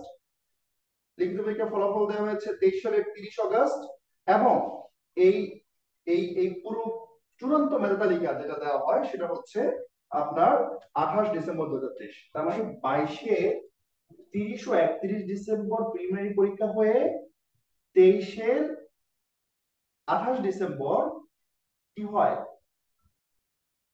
চূড়ান্ত মেধা তালিকা দেওয়া হয়। তার মানে 1 বছর। প্রিলিমিনারি পরীক্ষা থেকে 1 বছরের মধ্যে আপনার নিবন্ধন এখন শেষ হবে।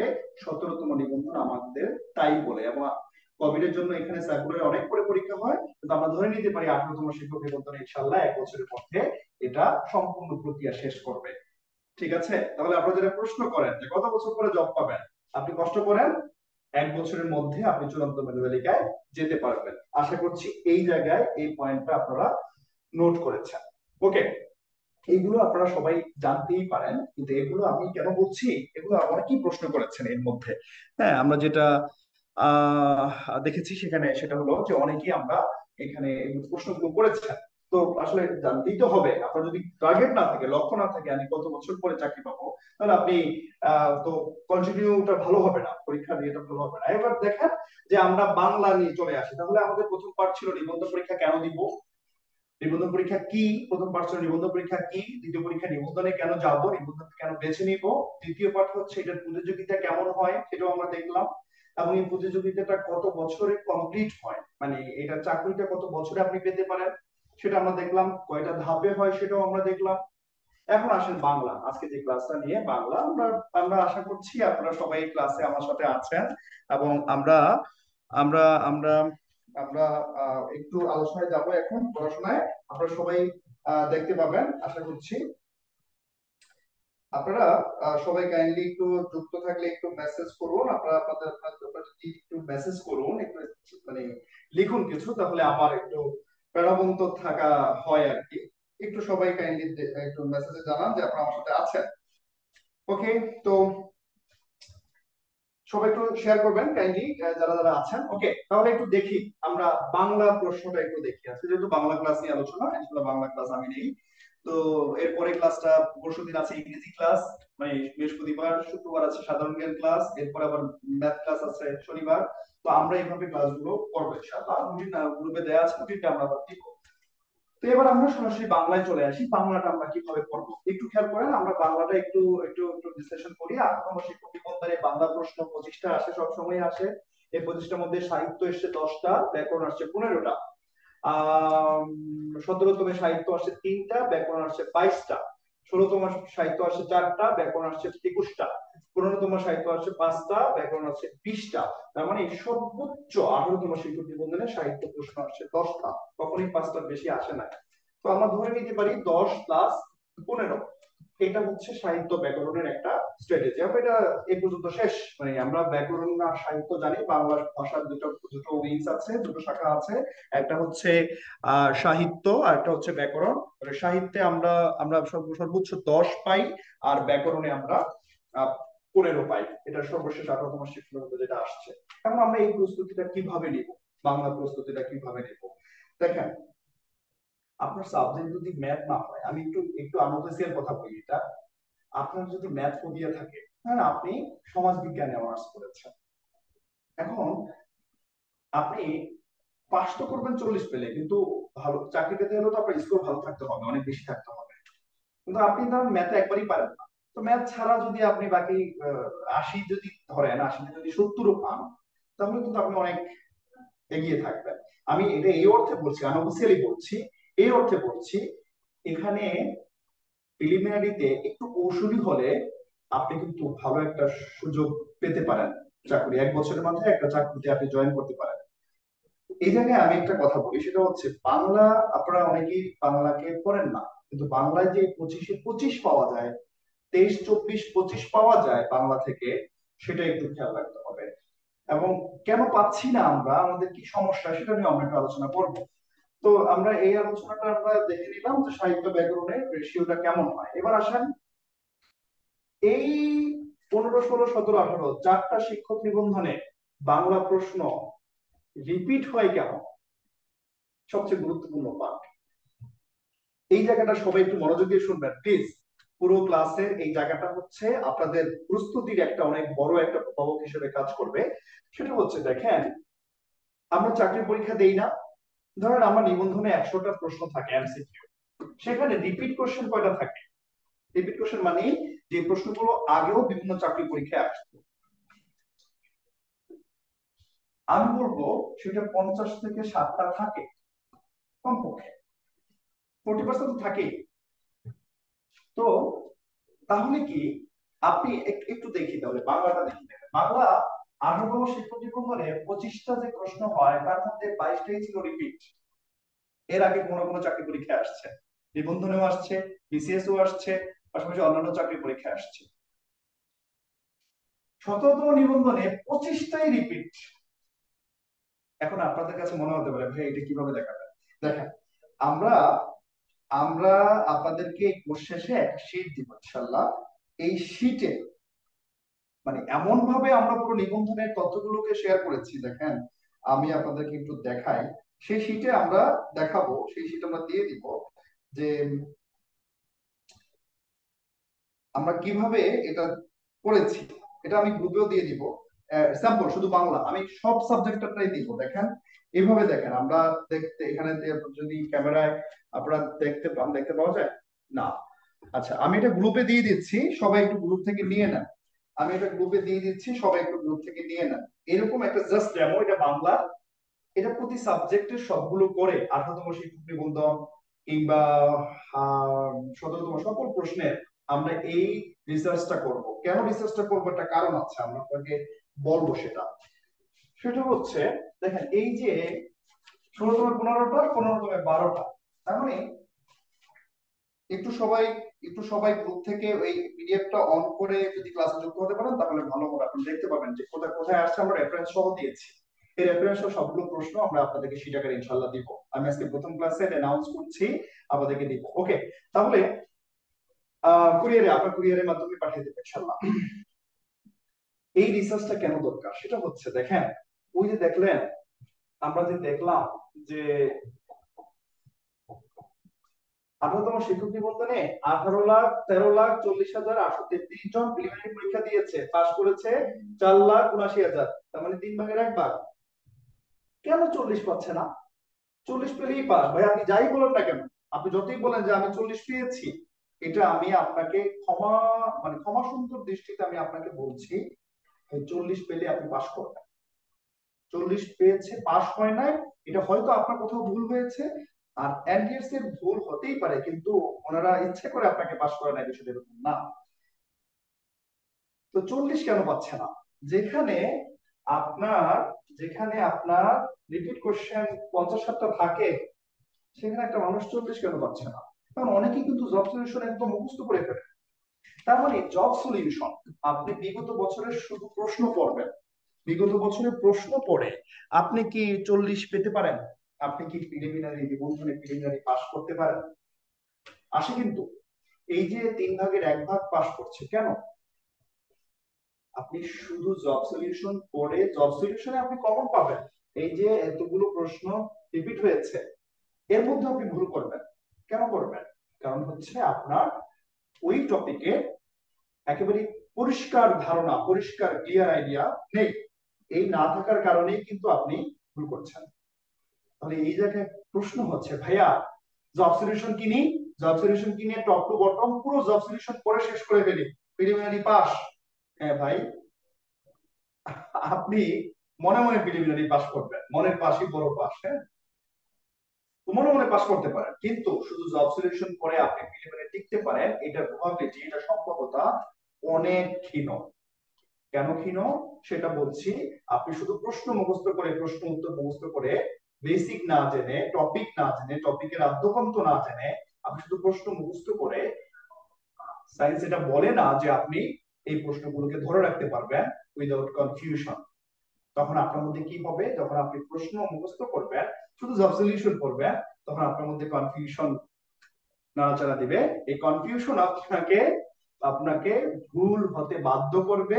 শুধু জব সলিউশন করলে যেটাই হয় যে আপনি নেগেটিভ মার্কিংটা বেশি আসবে, এই কারণে আপনার নিবন্ধন পরীক্ষায় আপনি কি করবেন? নিবন্ধন তো নেগেটিভ মার্কিং নেই। আচ্ছা, নিবন্ধনে নেগেটিভ মার্কিং, সবাই একটু বলেন তো, নিবন্ধন পরীক্ষা কি নেগেটিভ মার্কিং আছে? মানে আপনাদের সবাই সবার কাছ থেকে জানতে চাই, নিবন্ধন পরীক্ষা কি নেগেটিভ মার্কিং আছে? বিসিএস এর দুইটাতে 1 মার্কস, একজনে বলছে না, একজনে বলছে আছে। কাইন্ডলি বলেন। অবশ্যই আছে, আমি জাস্ট আপনাদেরকে জিজ্ঞেস করার জন্য বলছি। অবশ্যই আছে, 4টাতে 1 মার্কস, 0.25 করে, 0.25 করে নেগেটিভ মার্কিং, রাইট? 25%, 0.25। আচ্ছা, তাহলে নেগেটিভ মার্কিং আছে। নেগেটিভ মার্কিং এ আপনাদের এই জব সলিউশন করার কারণে আপনি ওই টপিক সম্পর্কে বিস্তারিত ধারণা নেই, এই কারণে আপনি জব সলিউশন প্রশ্ন পড়া সত্ত্বেও আপনি সেগুলো ভুল করে আসেন, নেগেটিভ মার্কিং এর বেশি আপনার আসে। তার মানে শুধু জব সলিউশন পড়ে প্রিলিমিনারি টেকা যায় না, সেই দিন নাই আর ভাই, সেই দিন আর নাই। ঠিক আছে, ওকে। তাহলে কেন নাই সেটা নিয়ে একটু কথা বলি। হ্যাঁ, আপনি আপনি ধরেন আপনি একটা টপিক পড়লেন, এখন এমন আমি একটু সমাসে গিয়ে দেখাবো, একটু সমাস পড়াবো। তো তাহলে এই জায়গা থেকে আমি সামারিটা আপনাদেরকে বলে দিই, সেটা হচ্ছে যে শুধু বিগত বছর প্রশ্ন পড়লেই হবে না। তাহলে কি বিগত বছর প্রশ্ন পড়বো না? অবশ্যই পড়বো। আপনি একটা টপিক পড়লেন, কিন্তু ওই টপিক থেকে বিগত বছরে আসা কোনো প্রশ্ন আপনি সলভ করলেন না, তাহলে কি হবে বিষয়টা? আপনার তো ওই প্রশ্নগুলো আপনার জানা থাকবে না। ওই প্রশ্নটা যদি আবার এসে থাকে, তাহলে তাহলে কি হবে? আপনি পারবেন না। তার মানে আমরা এমন ভাবে পড়বো, কিন্তু সেটা শুরুতে না, জব সলিউশন একেবারেই শুরুতে না। আমরা টপিক পড়ে তারপর জব সলিউশন সলভ করবো। এই আপনাদের এই পরীক্ষার মধ্যে একটা জব সলিউশন পরীক্ষা আমি রেখেছি, দুঃখিত। তো এখান থেকে বিষয় হচ্ছে, আমরা জব সলিউশন পড়ে পরীক্ষা হলে যাব না, আমরা আগে টপিক পড়বো, পড়া শেষ করে আমরা জব সলিউশন প্রশ্নগুলো পড়বো বা বদ্ধ থেকেই পড়বো, পড়ে দুটো সমন্বয় করে আমরা পরীক্ষা হলে যাব। তবে একটা বিগত বছরের প্রশ্ন না দেখে পরীক্ষা হলে যাব না, সকল বিগত বছরের প্রশ্ন পড়বো, নিবন্ধনের সকল প্রশ্ন, বিসিএস এর সকল প্রশ্ন, মানে এই প্রশ্নগুলো আমরা শেষ করে যাবো ইনশাআল্লাহ। ঠিক আছে? এটা কেন, এটা অনেক উপকারিতা আছে, কিন্তু সেটা কখন?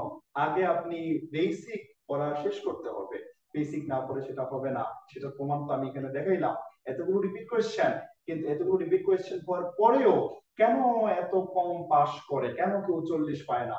এর কারণ ওই একটাই, জব সলিউশন। শুধু জব সলিউশন পড়ার কারণ একটাই, বেসিক সহ না পড়া। এবার আসেন বাংলার যে সিলেবাস, তাহলে আমরা ওই আগের পার্টটুকু বাদ দিই, এবার বাংলা থেকে আসি। বাংলা থেকে আমরা দেখলাম যে গত কয়টা নিবন্ধন পরীক্ষায় বাংলা যে দুইটা শাখা সাহিত্য ব্যাকরণ, সেখানে প্রশ্নের ধরন কেমন ছিল। সেখানে দেখলাম সর্বোচ্চ সাহিত্য থেকে 10টা প্রশ্ন হয়েছে সর্বশেষ 18তম শিক্ষক নিবন্ধন পরীক্ষায়, বাকিগুলোতে সর্বোচ্চ 5টা। তা আমরা যেহেতু আসছে উইকস, আমরা 10টা ধরে নিতে পারি, আর ব্যাকরণ থেকে 15টা প্রশ্ন হবে। দ্বিতীয়ত দেখলাম রিপিট কোয়েশ্চেন। এখন বাংলার টপিক পড়লাম, আমরা ধ্বনীয় বর্ণ পড়লাম, ধ্বনীয় বর্ণ পড়ে সমাস পড়লাম, সমাস পড়ে এই সমাস থেকে বিগত বছরের সকল প্রশ্ন পড়ে ফেললাম, ফাইন, হয়ে গেল আমার শেষ। কিন্তু আমি সমাস না পড়ে শুধু বিগত বছরের প্রশ্নগুলো সলভ করে ফেললাম, কোনো কাজে আসবে না। আপনি পরীক্ষা হলে গিয়ে ওগুলো যদি একবারে হাফেজও হয়ে যান, আপনি পরীক্ষা হলে গিয়ে ভুল করবেন। আমরা এটা থেকে, এই আলোচনা থেকে, এইটুকু থেকে আমরা এতটুকু শিখলাম। এবার আসেন আমাদের এই নিবন্ধন পরীক্ষার সিলেবাসটা নিয়ে আমরা একটু আলোচনা করি। বাংলার সিলেবাসটা নিয়ে দেখেন, আমরা প্রতিটা, আমি আজকে ওভারঅল ক্লাস নিচ্ছি না, আমি শুধু বাংলাকে নিয়ে আলোচনা করেছি, কিন্তু যেহেতু প্রথম ক্লাস সেহেতু আমরা নিবন্ধন কেন দরকার সেটা নিয়ে আমরা কিছুক্ষণ আলোচনা করেছি। আমি একটু জোরে কথা বলছি কিনা একটু জানান তো, সবাই কি ঠিকঠাক মতো শুনতে পাচ্ছেন কিনা, কিংবা কর্কশ?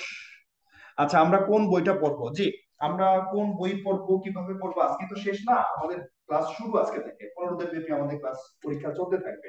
আগামীকাল আজকে পরীক্ষার উপরে, আজকে ক্লাসের উপর আগামীকাল পরীক্ষা হবে, আমাদের অ্যাপসে পরীক্ষা নেওয়া হবে। তো এই যে পুরো জার্নিটা, এই জার্নিটা কিভাবে আমরা শেষ করব, সেখানে কি কি বই পড়বো, সেগুলো আমরা ইনশাআল্লাহ অবশ্যই আপনাদেরকে জানাবো। ঠিক আছে, আহ ওকে, ধন্যবাদ। ওকে, যারা এখনো যুক্ত আছেন আপনাদের সকলকে আমার মানে কি বলে, আমি তো প্রথমেই বলেছি আপনারা উপকৃত হবেন, এখন আলোচনা বাকি আছে অনেক কিছু। আমরা একটু নিবন্ধন পরীক্ষার প্রিলিমিনারি যে সিলেবাসটা আমাদের এনটিআরসি থেকে দেওয়া হয়েছে, সেই সিলেবাসটাকে একটু আমরা 3টা ভাগে ভাগ করেছি। দেখেন আমরা এগুলো কিভাবে পড়বো। দেখেন, আমি বলছি না আপনি আমাদের কাছে এসে পড়েন, আপনি যেখানে পড়ুন না কেন, আপনি কিভাবে পড়বেন সেটা নিয়ে আমরা একটু আলোচনা করছি। দেখেন, প্রথম ভাগে আমরা 3টা ভাগে আমরা ভাগ করেছি। সেটা হচ্ছে, প্রথম ভাগে আমরা দেখতে পাচ্ছি এখানে কি আছে, ভাষা রীতি, ধ্বনীয় বর্ণ, সন্ধি বিচ্ছেদ, পদ, সমাস, কারক বিভক্তি, ধাতু প্রত্যয়, এই টপিক গুলো আছে প্রথম ভাগে। দ্বিতীয় ভাগে আছে ভুল সংশোধন, সূত্রকরণ, যথার্থ অনুবাদ ও শিরোনাম। আর তৃতীয় ভাগে আছে বিরাম চিহ্নের ব্যবহার, বাগধারা, বাগবিধি, সমার্থক, বিপরীত শব্দ প্রয়োগের প্রয়োজনীয়তা, প্রবাদ প্রবচন, কিংবা আমরা যেটাকে বলি এক কথায় প্রকাশও আছে, বাক্য সংক্ষেপণ। এক কথায় প্রকাশটা এখানে একটু লিখে রাখেন, এটা পরীক্ষায় আসে, যদিও সিলেবাসের উল্লেখ নাই, বাট আসে। স্কুল আর কলেজের সিলেবাস একই, বাংলা সেম জিনিস। এখন এগুলো আপনি বলেন, এগুলো পড়বেন, এগুলো কি প্রাইমারিতে কাজে লাগবে না? আলবত কাজে লাগবে। এগুলো কি বিসিএস এ কাজে লাগবে না? অবশ্যই কাজে লাগবে। তো আপনি টপিকটা এমন ভাবে পড়েন, আমি টপিক পড়ছি, কার জন্য পড়ছি সেটা বিষয় না। আমি কি নিবন্ধনের জন্য পড়ছি, বিসিএস এর জন্য পড়ছি, প্রাইমারির জন্য পড়ছি, নাকি কোন চাকরি পরীক্ষার জন্য পড়ছি, এটা আমার ম্যাটার করে না। ম্যাটার করে আমি টপিকটা পড়ছি, টপিকটা পড়বো, যদি এই টপিক আমার সিলেবাসে থাকে। দেখেন, আপনার তো বিসিএস এ শুধু সাহিত্যের উপরই 20 মার্কস আছে। আপনার তো সাহিত্য এত বেশি পড়ার দরকার নাই। মঙ্গল কাব্য, রোমান্টিক প্রণয় ব্যাখ্যান, এগুলো তো আপনার এখানে পড়ার প্রয়োজন নাই, কারণ সেগুলো আপনার সিলেবাসেই নাই। কিন্তু আপনার ব্যাকরণের সিলেবাসে আছে এই পরীক্ষার জন্য। আপনি টপিকটা এমন ভাবে পড়বেন যেটা আপনার সকল চাকরি পরীক্ষাকে কভার করে। টপিক তো একটাই। এখন আপনি কি বলবেন, এই টপিকের এই জায়গা থেকে নিবন্ধনের পরীক্ষা হয়, প্রশ্ন হয়, এই টপিকের ওই জায়গা থেকে বিসিএস এর প্রশ্ন হয়, আপনি কি এই সাজেশন নিতে পারবেন, দিতে পারবেন? বলেন তো, আমাকে একটু কমেন্টে জানান। আপনি বলতে পারবেন সমাসের 3টা প্রকারভেদ থেকে নিবন্ধনের পরীক্ষা প্রশ্ন হয়, সমাসের বাকি 3টা প্রকারভেদ থেকে প্রাইমারিতে হয়, আর বিসিএস এর সবগুলো থেকে হয়, এমন কোনো ব্যাখ্যা আছে? একটু সবাই কমেন্টে জানান তো, এটা কি হয়? এরকম কি হয়? তার মানে আপনি টপিক পড়বেন, টপিকটা পড়বেন কিভাবে আদ্যপান্ত, এটা ক্লিয়ার করে, এটা শেষ করে ফেলবেন, তাহলে আপনার কোথাও আপনার বাধা আসবে না। ঠিক আছে, তো আমরা তিনটা ভাগে ভাগ করেছি, এই তিনটা ভাগে কিভাবে করবো সেটা আমরা একটু দেখি। সেটা হচ্ছে দেখেন,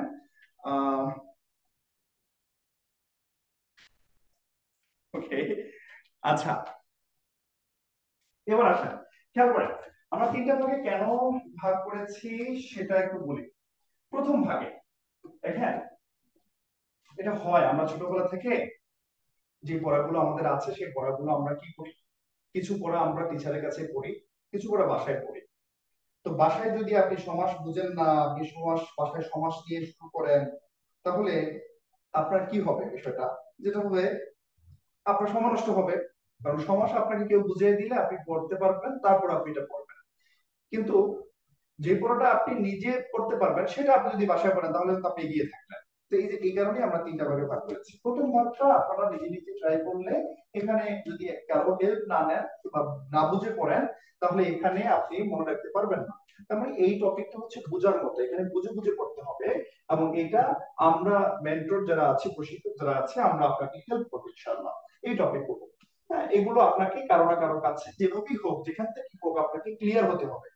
পরিষ্কার ভাবে, পরিষ্কার ধারণা নিয়ে আপনাকে এগুলো শেষ করতে হবে। ঠিক আছে, এগুলো মুখস্থ করলে চলবে না, মেমোরাইজ মানে মনে রাখার তো ব্যবস্থা করতে হবে, সেটা বুঝে বুঝে একেবারে ম্যাথমেটিক্যাল টার্মস এর মতো। ঠিক আছে, দ্বিতীয় ভাগে আসেন। তারপরে এগুলো পড়ানোর দায়িত্ব আপনি যদি যেখানেই পড়ুন না কেন সেখানে টিচার প্রশিক্ষক থাকবে, আমাদের কাছে আসলে আমাদের প্রশিক্ষকদের দায়িত্ব থাকবে।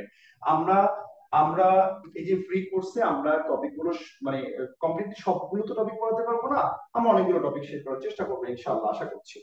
দ্বিতীয় ভাগে, এবার আসুন তৃতীয় ভাগে। দ্বিতীয় ভাগের একটু পরে কথা বলছি। তৃতীয় ভাগ, তৃতীয় ভাগে এই অংশ দেখেন, আমরা যেটা দেখেছি নিবন্ধনে 15টা প্রশ্ন আমি এখানে দিয়েছি, ব্যাকরণ থেকে 15টা যে প্রশ্ন হয়েছে এর মধ্যে এখান থেকে হয়েছে 7-8টা, বাকি 7-8টা কিন্তু এই তৃতীয় ভাগ থেকে হয়েছে। তার মানে আমরা ব্যাকরণ মানেই শুধু সমাস, সন্ধি, কারক, প্রত্যয় না। ব্যাকরণ মানে সমর্থক শব্দ, বিবৃত শব্দ, বাগধারা, বাগবেদী, প্রবাদ, প্রবচন, এক কথায় প্রকাশ, বিরাম চিহ্ন, এগুলো কিন্তু ব্যাকরণ। আমরা কিন্তু এগুলো পড়ি না। আমরা মনে করি হাই হাই এগুলো তো আমরা পরীক্ষার আগে রাতে পড়ে যাব, আমি তো পুরো মানে বই মুখস্থ করে যাব পরীক্ষার আগের রাতে, আর পরীক্ষা হলে গিয়ে গড়গড়াইয়া সব ঢেলে দিব, তাই না? কখনোই হয় না। এইগুলো আপনাদের ডেইলি করতে হবে, প্রতিদিনের পড়া। আমরা একটা পড়া দেই, প্রতিদিনের পড়া। আমরা জানি না আমাদের ব্যাচে কেউ আছেন কিনা এখানে, আমরা একটা পড়া দেই, প্রতিদিনের পড়া। কেউ থাকলে একটু শেয়ার করতে পারেন। সেই প্রতিদিনের পড়ায় আমরা কি করি, আমরা এই পড়াগুলো অল্প অল্প করে ডেইলি পড়ার চেষ্টা করি। তো এগুলো দেখেন, এগুলো পড়ানোর দায়িত্ব, এগুলো বুঝে বুঝে পড়তে হবে। তৃতীয় ভাগের এগুলো আপনাকে কি করতে হবে, এগুলো মুখস্থ করতে হবে। এগুলো আপনাকে কি করতে হবে, এগুলো মুখস্থ করতে হবে, এগুলো কোনো উপায় নেই। এখন মুখস্থ করলে আপনাদের একটা প্রশ্ন থাকে যে ভাইয়া মনে থাকে না, মুখস্থ করি ঠিক কিন্তু এগুলো মনে থাকে না। আপনাদের অনেকেই আসলে হয়তো আপনারা রাতের বেলা তো অনেক কাজে যুক্ত আছেন, আমরা বেশিক্ষণ লাগবে না, আমরা 20 মিনিটের মধ্যে ইনশাআল্লাহ ক্লাসটা শেষ করব।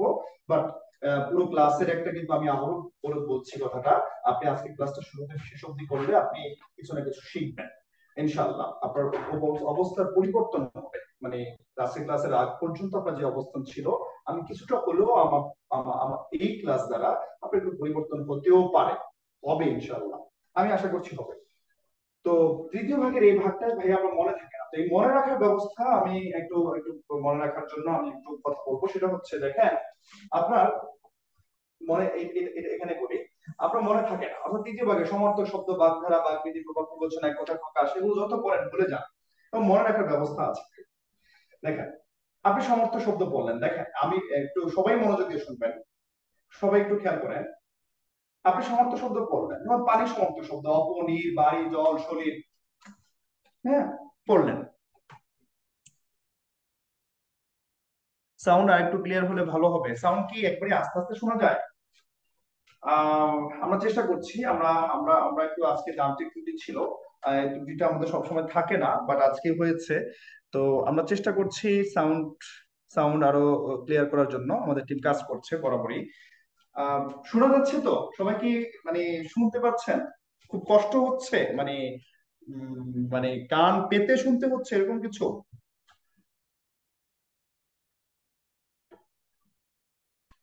ওকে, একটু জানান, হ্যাঁ। আচ্ছা, সাউন্ডের সমস্যা মাঝখানে হতে পারে। ওকে, ঠিক আছে। দেখেন, আপনি পানি সমর্থ শব্দ পড়লেন, পানি, নীর, সলিল। এই যে পড়ার সময় আপনাদের একটা ভুল অভ্যাস থাকে ভাই, সেটা কি? ভাই আপু যারা আছেন সবার উদ্দেশ্যে বলছি, আপনারা যেগুলো পারেন সেগুলোই বারবার করেন, মানে আপনি যেটা মনে থাকে না সেটাকে মনে রাখার ব্যবস্থা করেন। পানি, জল, সলিল এগুলো তো জানেন পড়ার সময়। মানে সমুদ্র শব্দ, জল জল জল, সলিল সলিল, এগুলো মুখস্থ করার দরকার নাই। যেটা আপনার মনে নাই, আপনি পারেন না, আপনি দেখেন না, সেটাই মনে রাখার ব্যবস্থা করেন। সেটা কিভাবে মনে রাখবেন? সেটা হলো ব্যবহার করবেন। আপনি পানি সমর্থ শব্দ দেন অম্বু। অম্বু মানে কি বলেন তো? অম্বু মানে হচ্ছে পানি। আমরা এখন বাংলা কিভাবে পড়বে কৌশল শিখছি, হ্যাঁ। অম্বু মানে হচ্ছে পানি, হ্যাঁ। আর অম্বর, অম্বর মানে আকাশ। এখন এই যে তৃতীয় ভাগের যে অংশটা সমর্থক শব্দ, বিপরীত শব্দ, এটার এটার ভাই অনেক গুরুত্ব। এটার কেমন গুরুত্ব আমরা একটু পরে এটা ভালোভাবে দেখবো। এটা ভালো করে না পারলে আপনি ব্যাকরণ পারবেন না, ঠিক আছে? এটা প্রমাণ আমি একটু করে দিচ্ছি। তো অম্বু মানে পানি, অম্বর মানে আকাশ। এখন আপনার পানি সমর্থ শব্দ অনেক করলেন, বাট অঙ্কটা মনে থাকে না। আপনার মনে হতে পারে যে অঙ্কটা আমি পারি না, এটা একটা স্পেশাল মনে হচ্ছে, এটা আমি মনে রাখার ব্যবস্থা করবো। সেজন্য আপনি আগামী কয়েকদিন, বেশি না 2 দিন, পানিকে অম্বু ডাকেন। আপনি বলেন মা আমাকে এক গ্লাস অম্বু দাও। মানে আপনি পানি যে প্রত্যাহিক জীবনে আপনি যখন এই পানির সমর্থক শব্দটা আপনি ব্যবহার করবেন, আপনি কখনো এই শব্দটা আর ভুলবেন না, ঠিক আছে? আপনি কখনোই এই শব্দটা ভুলবেন না, ঠিক আছে? ওকে, আমি আই রিপিট। যেমন আপনি ধরেন, আপনি আপনি বললেন, খেয়াল করেন, আপনি ধরেন আপনাকে বলা হলো যেটা, যে মানে ধ্বনি,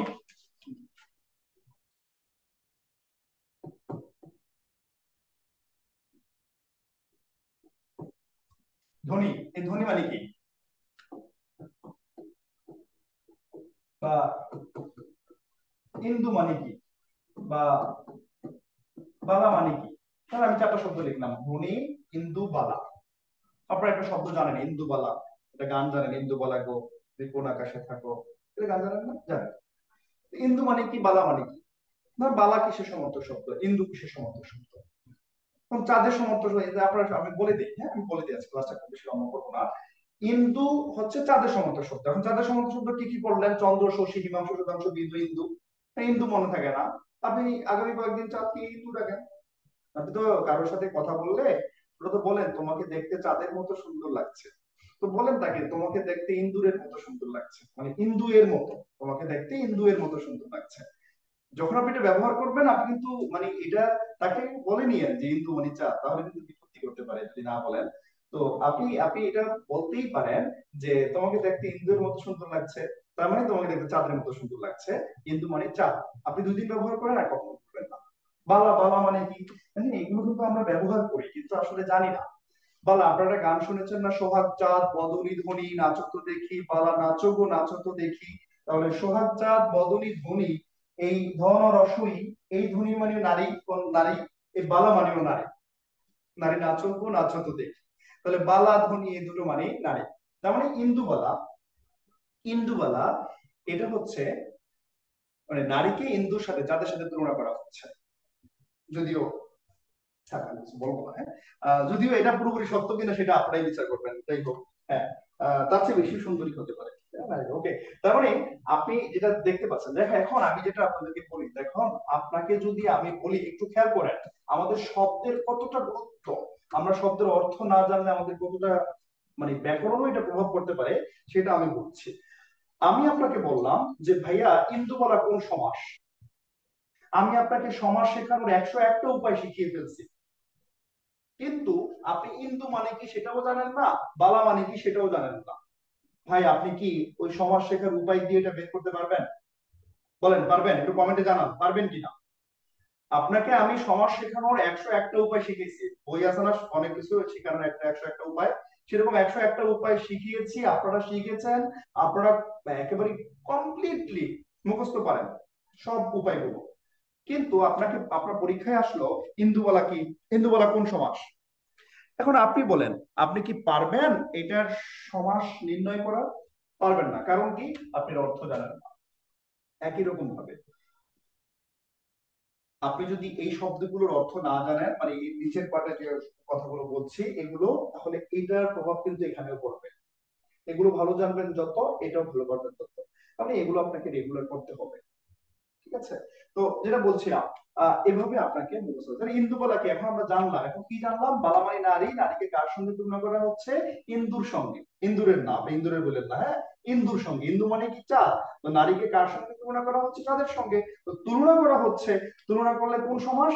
তুলনা করলে তো কর্মধারয় সমাস, এটা তো আমি ছোটবেলা থেকেই জেনে আসছি। তো আমি এটা কর্মধারয় সমাস। এখন কোন কর্মধারয় সেটা তো আমরা ডিটেলস পড়লে পাবো, তাই না? তার মানে আমি অর্থ জানার কারণে কিন্তু এটা মোটামুটি ওই সমাজ শিক্ষার একটু কিছু জানলেও আমি জেনে ফেলতে পারবো। আমি কি বিষয়টা বুঝাতে পেরেছি?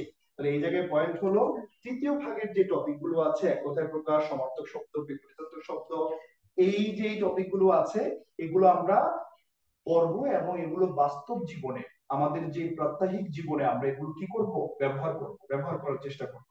সবাই কি ক্লিয়ার? সবাই কি ক্লিয়ার কিনা একটু জানাবেন। সবাই ক্লিয়ার কিনা? সবাই ক্লিয়ার কিনা? অসাধারণ স্যার, ধন্যবাদ। আপনাদের সবার প্রশ্নের উত্তর দিব, আমরা একটু সামনের দিকে আগাই। তাহলে আমরা আজকে কতগুলো শব্দ শিখলাম দেখেন।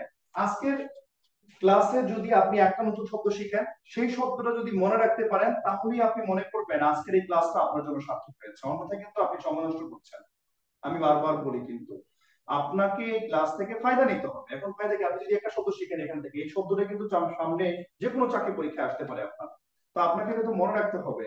কিন্তু এটা যদি এরকম না হয়, ওই যে সাইফোর্সে একটা ফ্রি ক্লাস করেছিলাম, সেখানে মাহবুব স্যার একটা পড়াইছিল, এটা পড়াইছিল, কিন্তু এখন আমার মনে নাই, তাহলে লাভ নাই তো এই ক্লাস করা।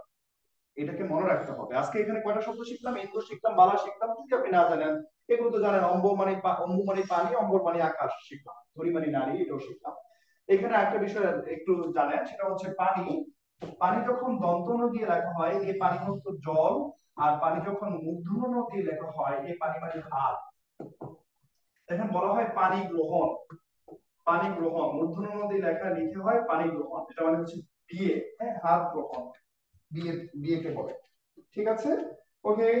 তাহলে আমরা আমরা যেটা আমরা যেটা মানে বলার চেষ্টা করছি, সেটা হচ্ছে এই টপিক গুলো আপনাদের এইভাবে করতে হবে। যেটা মনে থাকবে না সেটাকে আপনার ব্যবহার করতে হবে, বারংবার ব্যবহার করতে হবে। ওকে। অনেকেই দিচ্ছেন, মেসেজ দিচ্ছেন, আমরা আপনার মেসেজের উত্তরগুলো দিব ইনশাল্লাহ। ওকে, এবার আসেন, যেমন এরপরে আসেন বিপরীতার্থক শব্দ। বিপরীতার্থক শব্দ যেটা দেখেন, আমরা আমরা অনেক সময় চাকরি পরীক্ষা অনেকবার আসছে একটা বিপরীতার্থক শব্দ, সেটা হচ্ছে ঐহিক।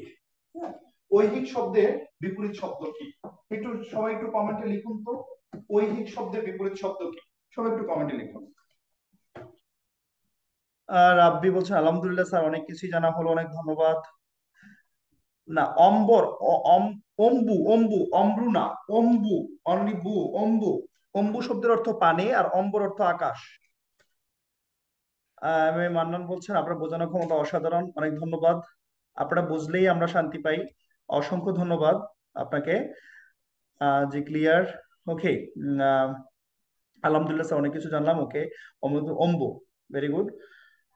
ওকে, অনেকে উত্তর দিয়েছেন পারত্রিক, ভেরি গুড, অসংখ্য ধন্যবাদ। আপনারা সবাই পারেন। দেখেন এখন একটু মনোযোগ দেন, একটা চাকরি পরীক্ষায় কয়েকদিন আগে এই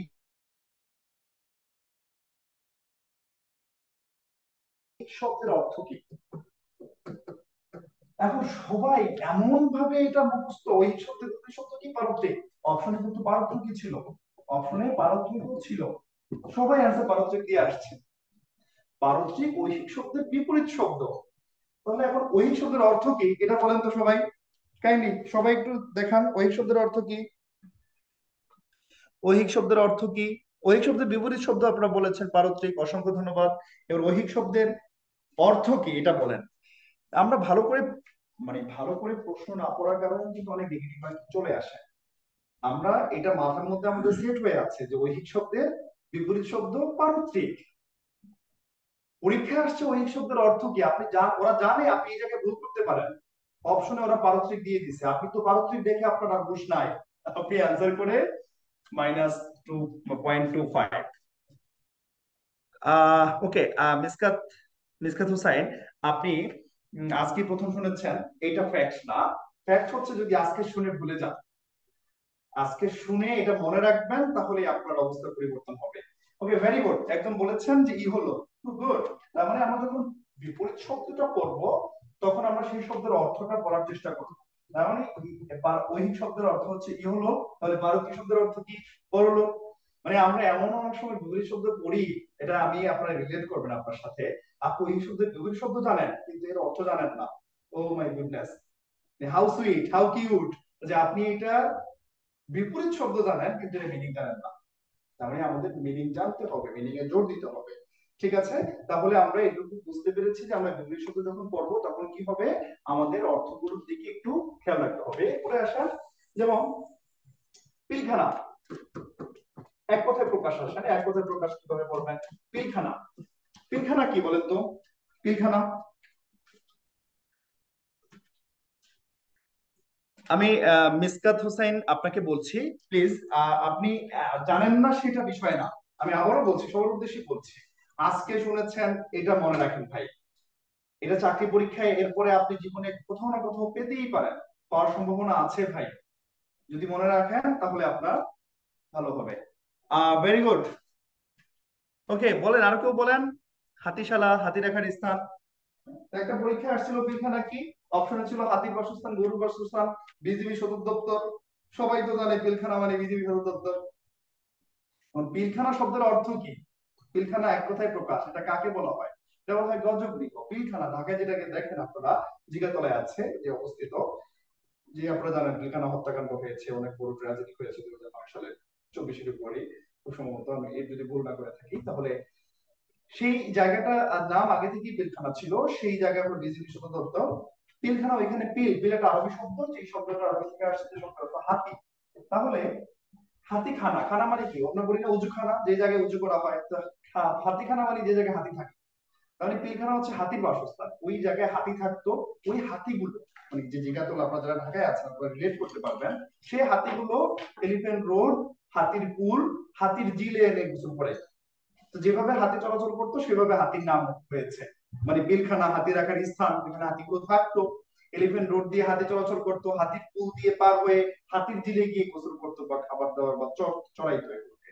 তো এইভাবে হাতির নাম অনুসারে রাখা হয়েছে। যদি এইভাবে দেখেন, যেমন দেখেন গড্ডলিকা প্রবাহ, বাগধারা, গড্ডলিকা প্রবাহ, এই যে বাগধারা, গড্ডলিকা প্রবাহ, এই গড্ডলিকা প্রবাহ সব, মানে বাগধারা মানে কি কেউ বলেন তো? গড্ডলিকা প্রবাহ,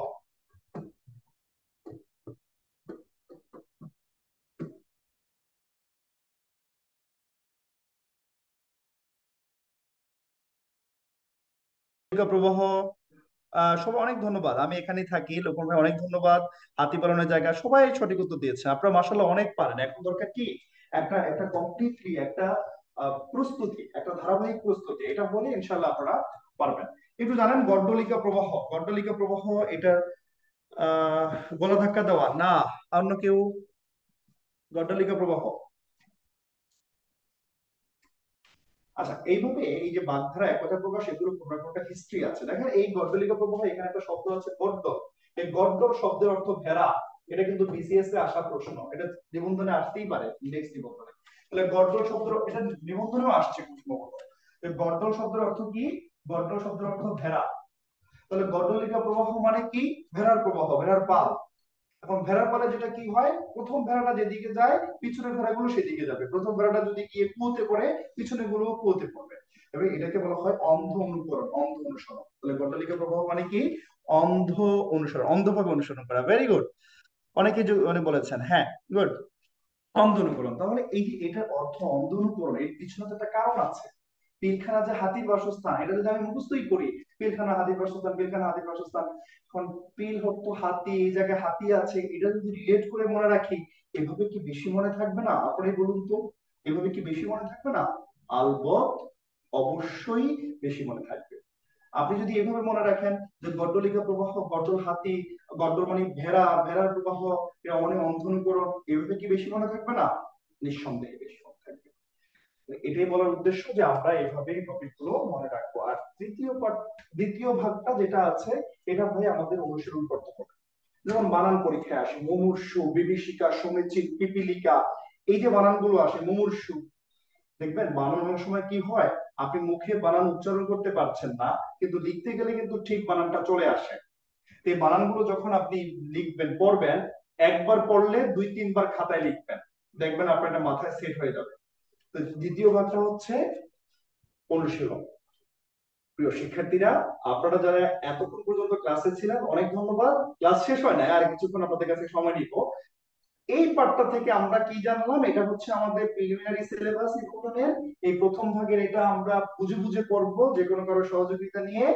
দ্বিতীয় ভাগটা আমরা মুখস্থ করব, ডেইলি অল্প অল্প করে মুখস্থ করব, এবং মুখস্থ করলে আপনাদের একটা অভিযোগ থাকে যে মনে থাকে না, সেটা আমরা কিভাবে মনে রাখবো সেটার একটা আমরা পদ্ধতি আমি দেখানোর চেষ্টা করেছি আপনাদের। দ্বিতীয় ভাগে যে টপিক গুলো আছে সেটা হচ্ছে আপনাকে কি করতে হবে, প্র্যাকটিস করতে হবে, অনুশীলন করতে হবে, মুখস্থ হচ্ছে বেশি খাতায় লিখতে হবে। মুমূর্ষু বানান অনেকেই লিখে দিয়েছেন। হ্যাঁ, দুইটা, এই আপনি দুইটা দীর্ঘ মাঝখানটা রসও দিয়েছেন, আসলে কি তাই? মুমূর্ষু বানান আগে একটু লিখেন তো, মুমূর্ষু বানান কি দুইটা দীর্ঘ মাঝখানটা রসও, নাকি উল্টোটা দুইটা রসও মাঝখানটা দীর্ঘ? সবাই বানানটা মুমূর্ষু বানানটা লিখেন, মুমূর্ষু। হ্যাঁ, অ্যাবসলিউটলি, মাহবুব মারুফা আপু, মাহবুবা মারুফা আপু, দুইটা রসও মাঝখানটা দীর্ঘ, এটা হচ্ছে মুমূর্ষু বানান। তো এটা বারবার লিখেন, বারবার লিখেন, বারবার লিখলেই কি হবে, আপনার মনে থাকবে। বারবার লিখবেন, দুইটা রসও একটা আর একটা দীর্ঘ। ঠিক আছে, ওকে। এবার আমরা তাহলে সমাস নিয়ে অল্প একটু কথা বলবো।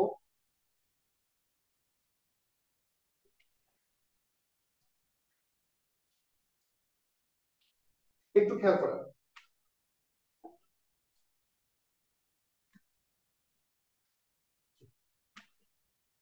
একটু দেখি ফেসবুকে কারা আছে।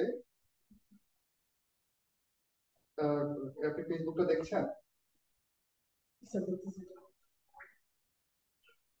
ওকে, এবার তাহলে আসেন আমরা সমাস নিয়ে অল্প একটু আলোচনা করে আপনাদের শেষ করবো। আপনারা কি একটু জানান তো, আমরা কি শেষ করে দিব, ক্লাস কি শেষ করে দিব?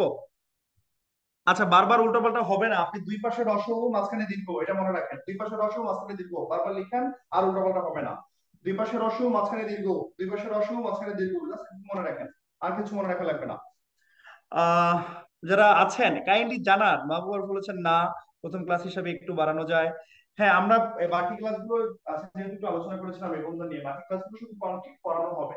আজকে যেহেতু একটু আমাদের ব্যাকগ্রাউন্ড সহ আলোচনা করেছি, এজন্য একটু সময় লেগেছে। আমরা কি আরেকটু আলোচনা করতে পারি কিনা একটু জানাবেন দয়া করে,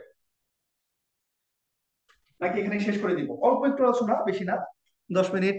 ওকে, একটু থ্যাংক ইউ ভেরি মাচ। কেমন লাগছে আপনাদের সেটাও জানাবেন, একটু কমেন্ট করবেন। আশা করছি আপনাদের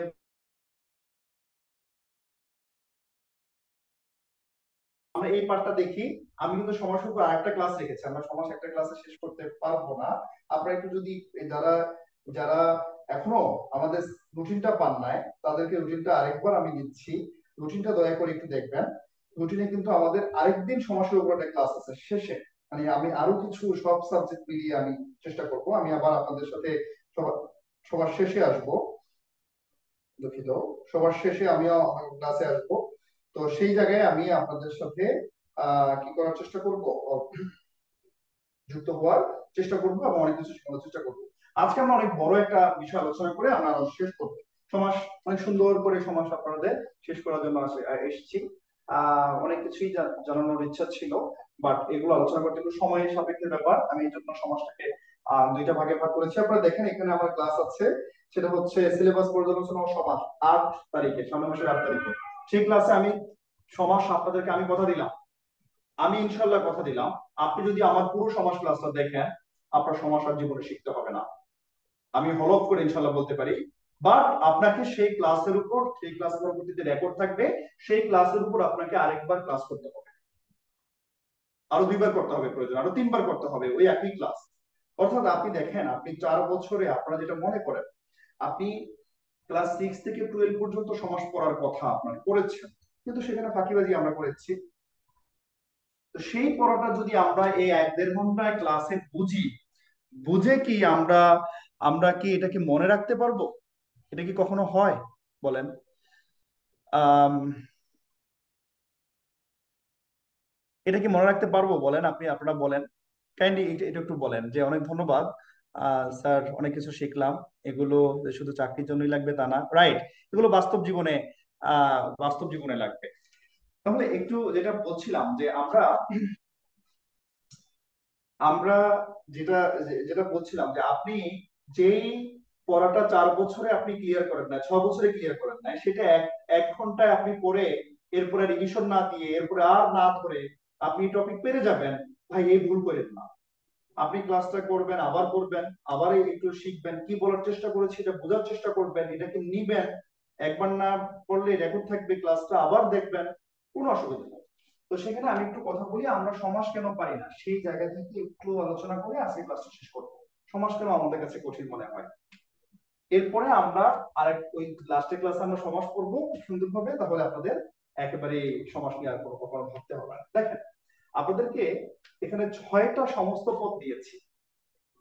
এই 6টা সমস্ত পদ কোন সমাস?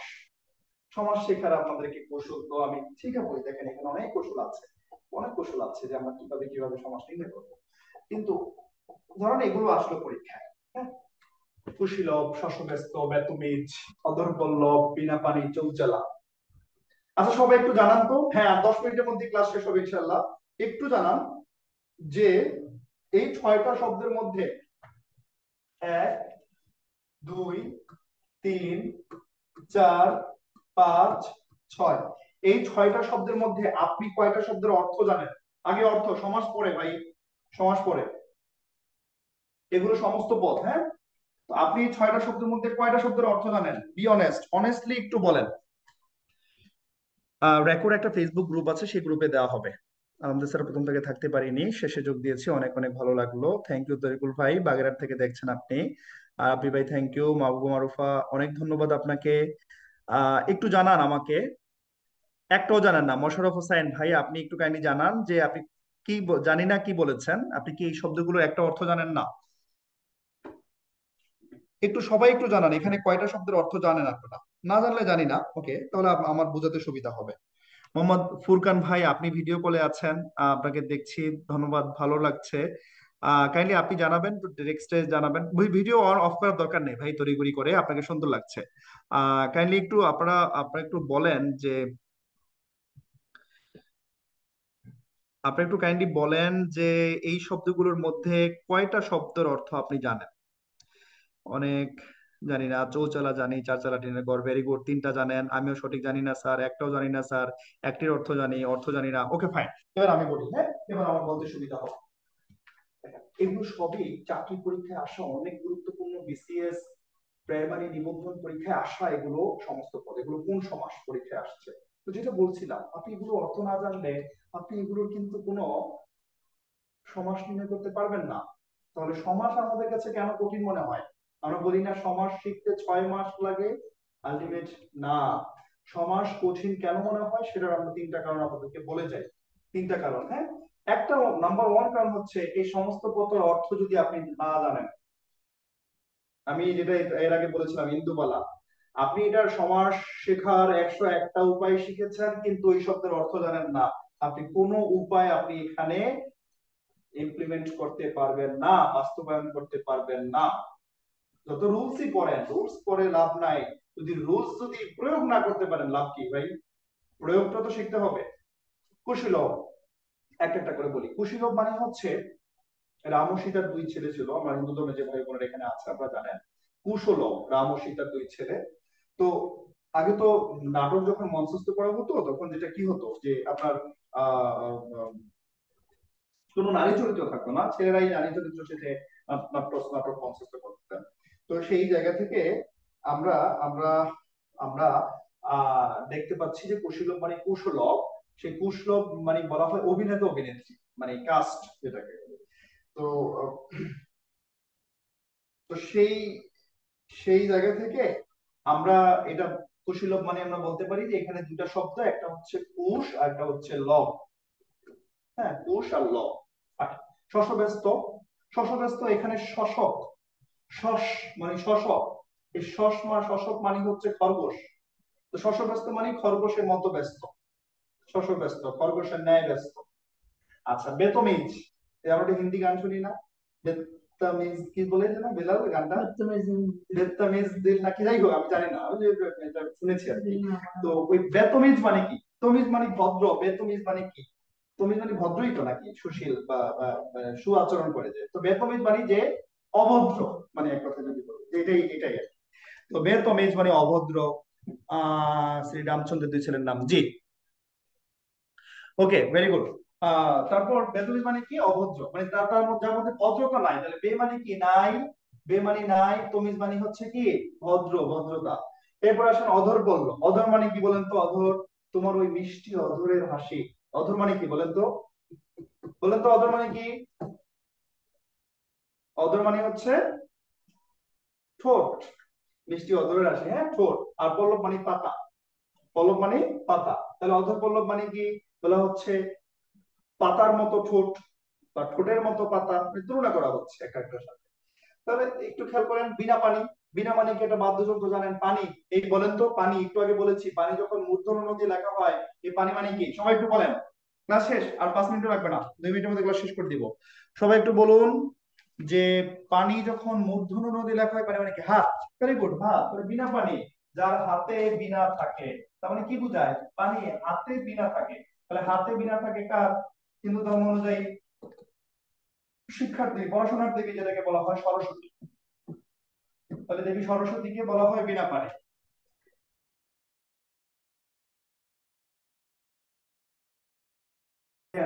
সংক্ষেপে আমি যদি একটু বলি যে এগুলো কোন সমাস, এখন নির্ণয় করা সহজ হবে না।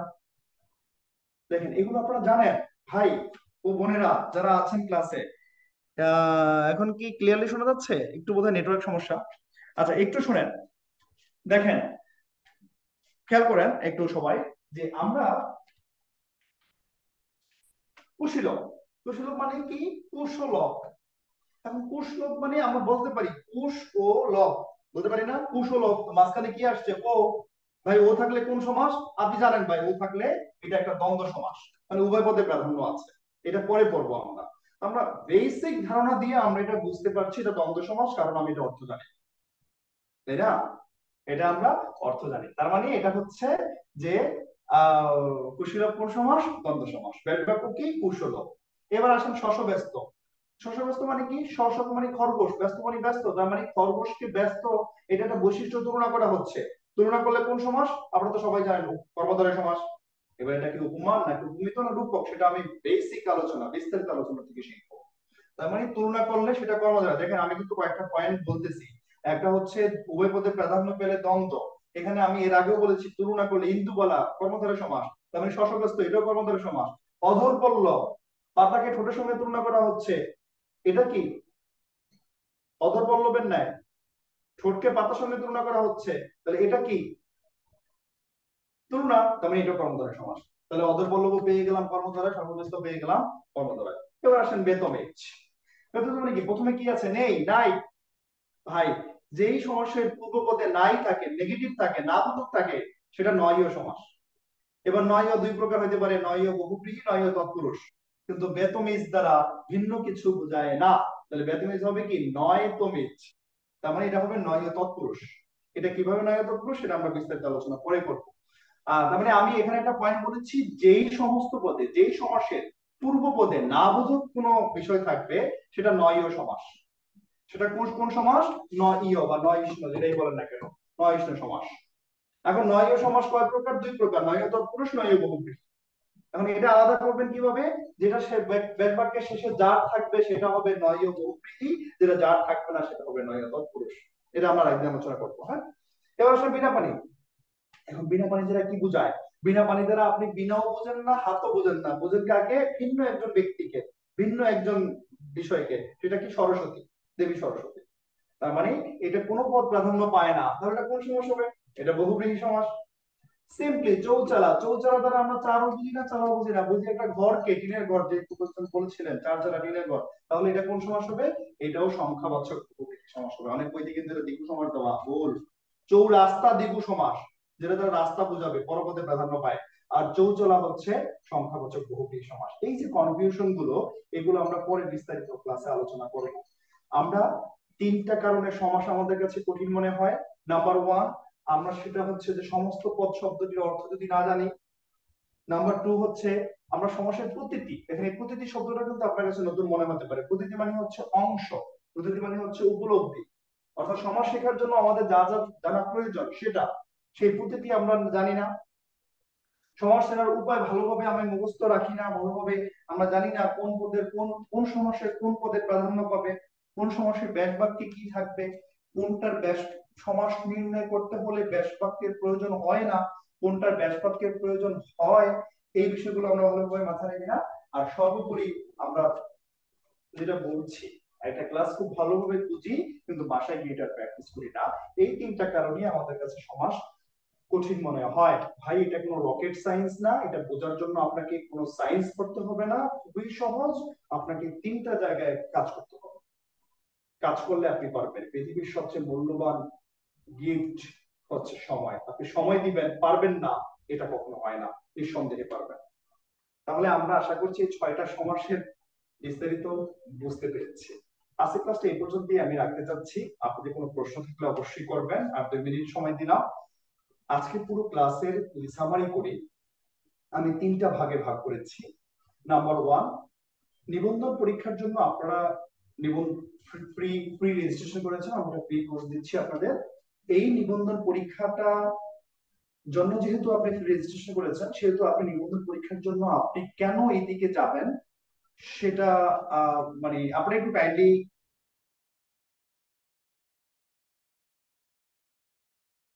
সার্ভিসটা যে দিব সেটা আপনাদেরও মতামত আপনারা দিতে পারেন। আপনারা কি চান, কিভাবে চান, সেটা আপনারা দিতে পারেন, আপনারা একটু লিখতে পারেন, ঠিক আছে?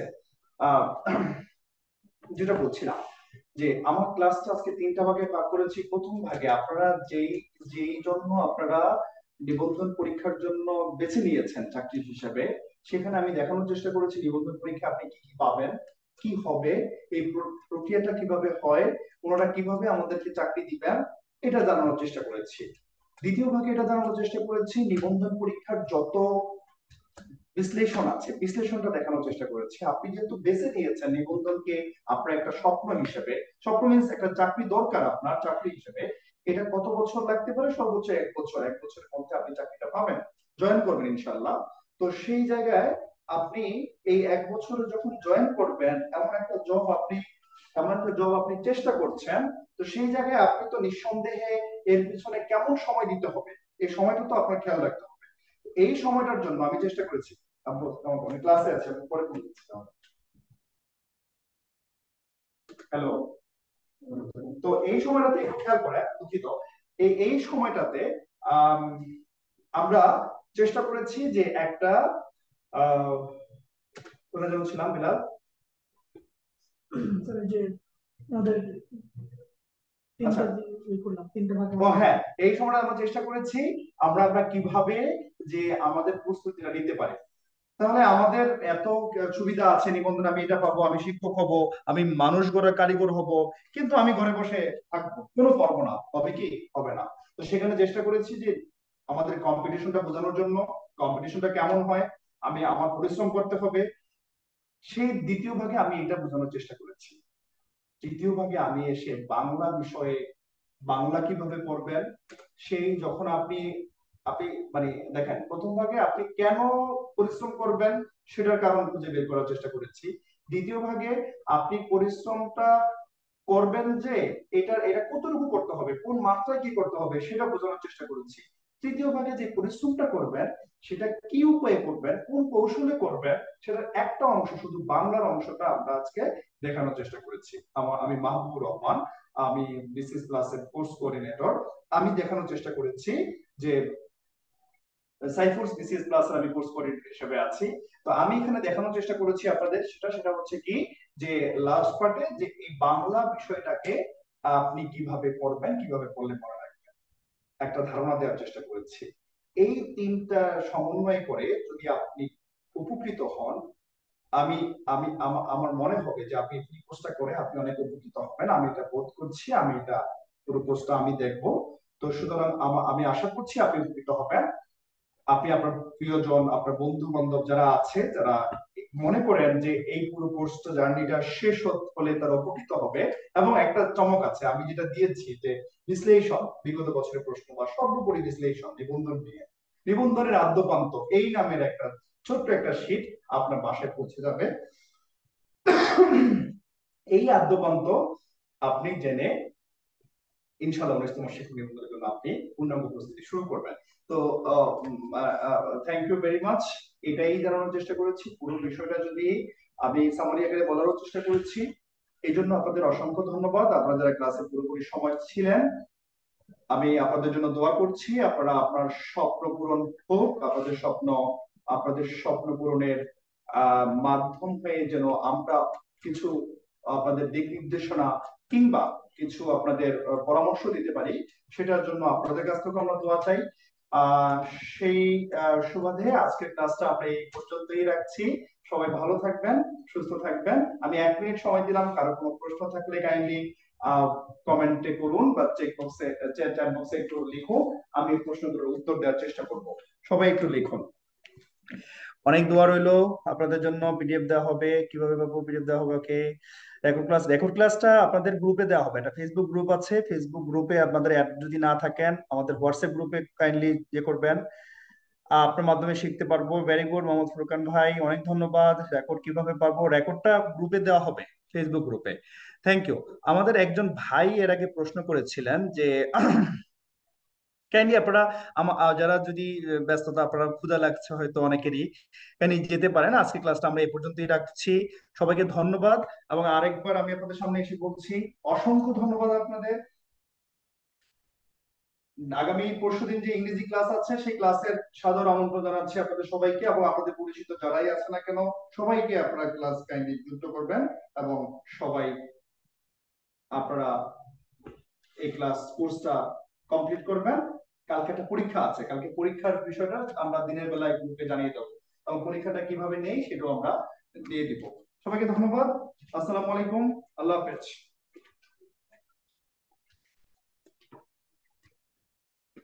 ওকে, আরেকটু কথা বলি, সেটা হচ্ছে এক ভাই প্রশ্ন করেছিলেন, সেই ভাইয়ের উদ্দেশ্যে বলছি। আমি একটু কমেন্টটা পাচ্ছি না একাডেমিকের পাশাপাশি। ওকে স্যার, আমি অনার্স 3য় বর্ষ, সাবজেক্ট রসায়ন। মিসকাত ভাই, হ্যাঁ, আমি এখন এগুলো প্রিপারেশন নিতে পারবো কি? আমার একাডেমিক রেজাল্ট যদি খারাপ হয়, মানে গুরুত্বপূর্ণ কোনটা স্যার? ভাই আহ এটা দেখেন, আমি বিদায় নিয়েছি, তাও আপনি কি আছেন ক্লাসে? একটু কাইন্ডলি জানান তো, থাকলে কথাগুলো বলবো, অন্যথা বলবো না। আপনি ক্লাসে আছেন কিনা? আপনি থাকলে কথাগুলো বলবো। মিসকাত ভাই কি আছেন? আগামীকাল পরীক্ষা। আজকে যা পড়িয়েছি শব্দ, এই যে শব্দ, এগুলোর উপরই হবে। 10 মার্কস একটা পরীক্ষা হবে। আমার সমাজ ক্লাস 8 তারিখ হবে। 8 তারিখ হবে, 8ই অক্টোবর। অনেক অনেক ধন্যবাদ নেসার ভাই, অনেক ধন্যবাদ। আম, একটু মিসকাত ভাই নাই না? মিসকাত ভাই নাই, ওকে ফাইন। আমি মিসকাত ভাইকে পরে অন্যভাবে জানিয়ে দিব। আর এবার এটা সবারই প্রশ্ন হতে পারে, দেখেন যারা আছেন এখন, আপনারা একটু খেয়াল করেন যে আপনারা এটা একটু দ্বিধার মধ্যে থাকেন, যারা অনার্স করছেন, যে অনার্সে পড়া পড়বেন না চাকরি পরীক্ষা করবেন। দেখেন, বর্তমান কম্পিটিশন এত বেড়ে গেছে, আপনি একদম অনার্স শেষ করে চাকরি পরীক্ষা শুরু করবেন, এটা আসলে মানে খুব রিস্ক হয়ে যায়। হ্যাঁ, কিন্তু আপনি অনার্সে 4 বছরে যে সাবজেক্টে আপনি অনার্স পড়ছেন, যে সাবজেক্টই হোক না কেন, 4 বছরে আপনি যা শিখবেন, বিলিভ মি, সারা জীবন আপনি তা শিখবেন না। আপনার অনার্সের সাবজেক্টকে বাদ দিয়ে কোনো প্রস্তুতি নয়, অবশ্যই আপনার অনার্সের সাবজেক্টকে ঠিক রেখে, এটা আমার ব্যক্তিগত মতামত, আপনি অনার্সের সাবজেক্ট ঠিক রেখে আপনি যত চাকরি পরীক্ষা করতে পারবেন তত আপনার জন্য ভালো। কিন্তু অনার্সে যেটা ভাই বললেন যে আপনি কেমিস্ট্রিতে, ভাই কেমিস্ট্রিতে অনেক ভালো কিছু আছে। আমি বলছি না যে আপনি জব করবেন না, সেটা আপনি আপনার পছন্দ মতো আপনি জব বেছে নেবেন, কিন্তু কেমিস্ট্রি আপনি ভালো করে পড়ে আপনি এর পরে গিয়ে আপনি মানে এর সাথে গিয়ে আপনি চাকরি প্রস্তুতি অবশ্যই নিতে পারেন। আপনি অনার্স শেষ করে চাকরি প্রস্তুতি নেবেন, এটাতে বেস থেকেই যায়। বাট অবশ্যই আপনার একাডেমিক পড়ার ক্ষতি করে না, এটাকে ঠিক রাখতে হবে, ঠিক রেখে তারপর বাকি কিছু। ঠিক আছে, ধন্যবাদ। আসসালামু আলাইকুম। এই পর্যন্তই আজকে ক্লাসটা শেষ করছি। সবাই ভালো থাকবেন, সুস্থ থাকবেন, সবার জন্য অনেক দোয়া রইল।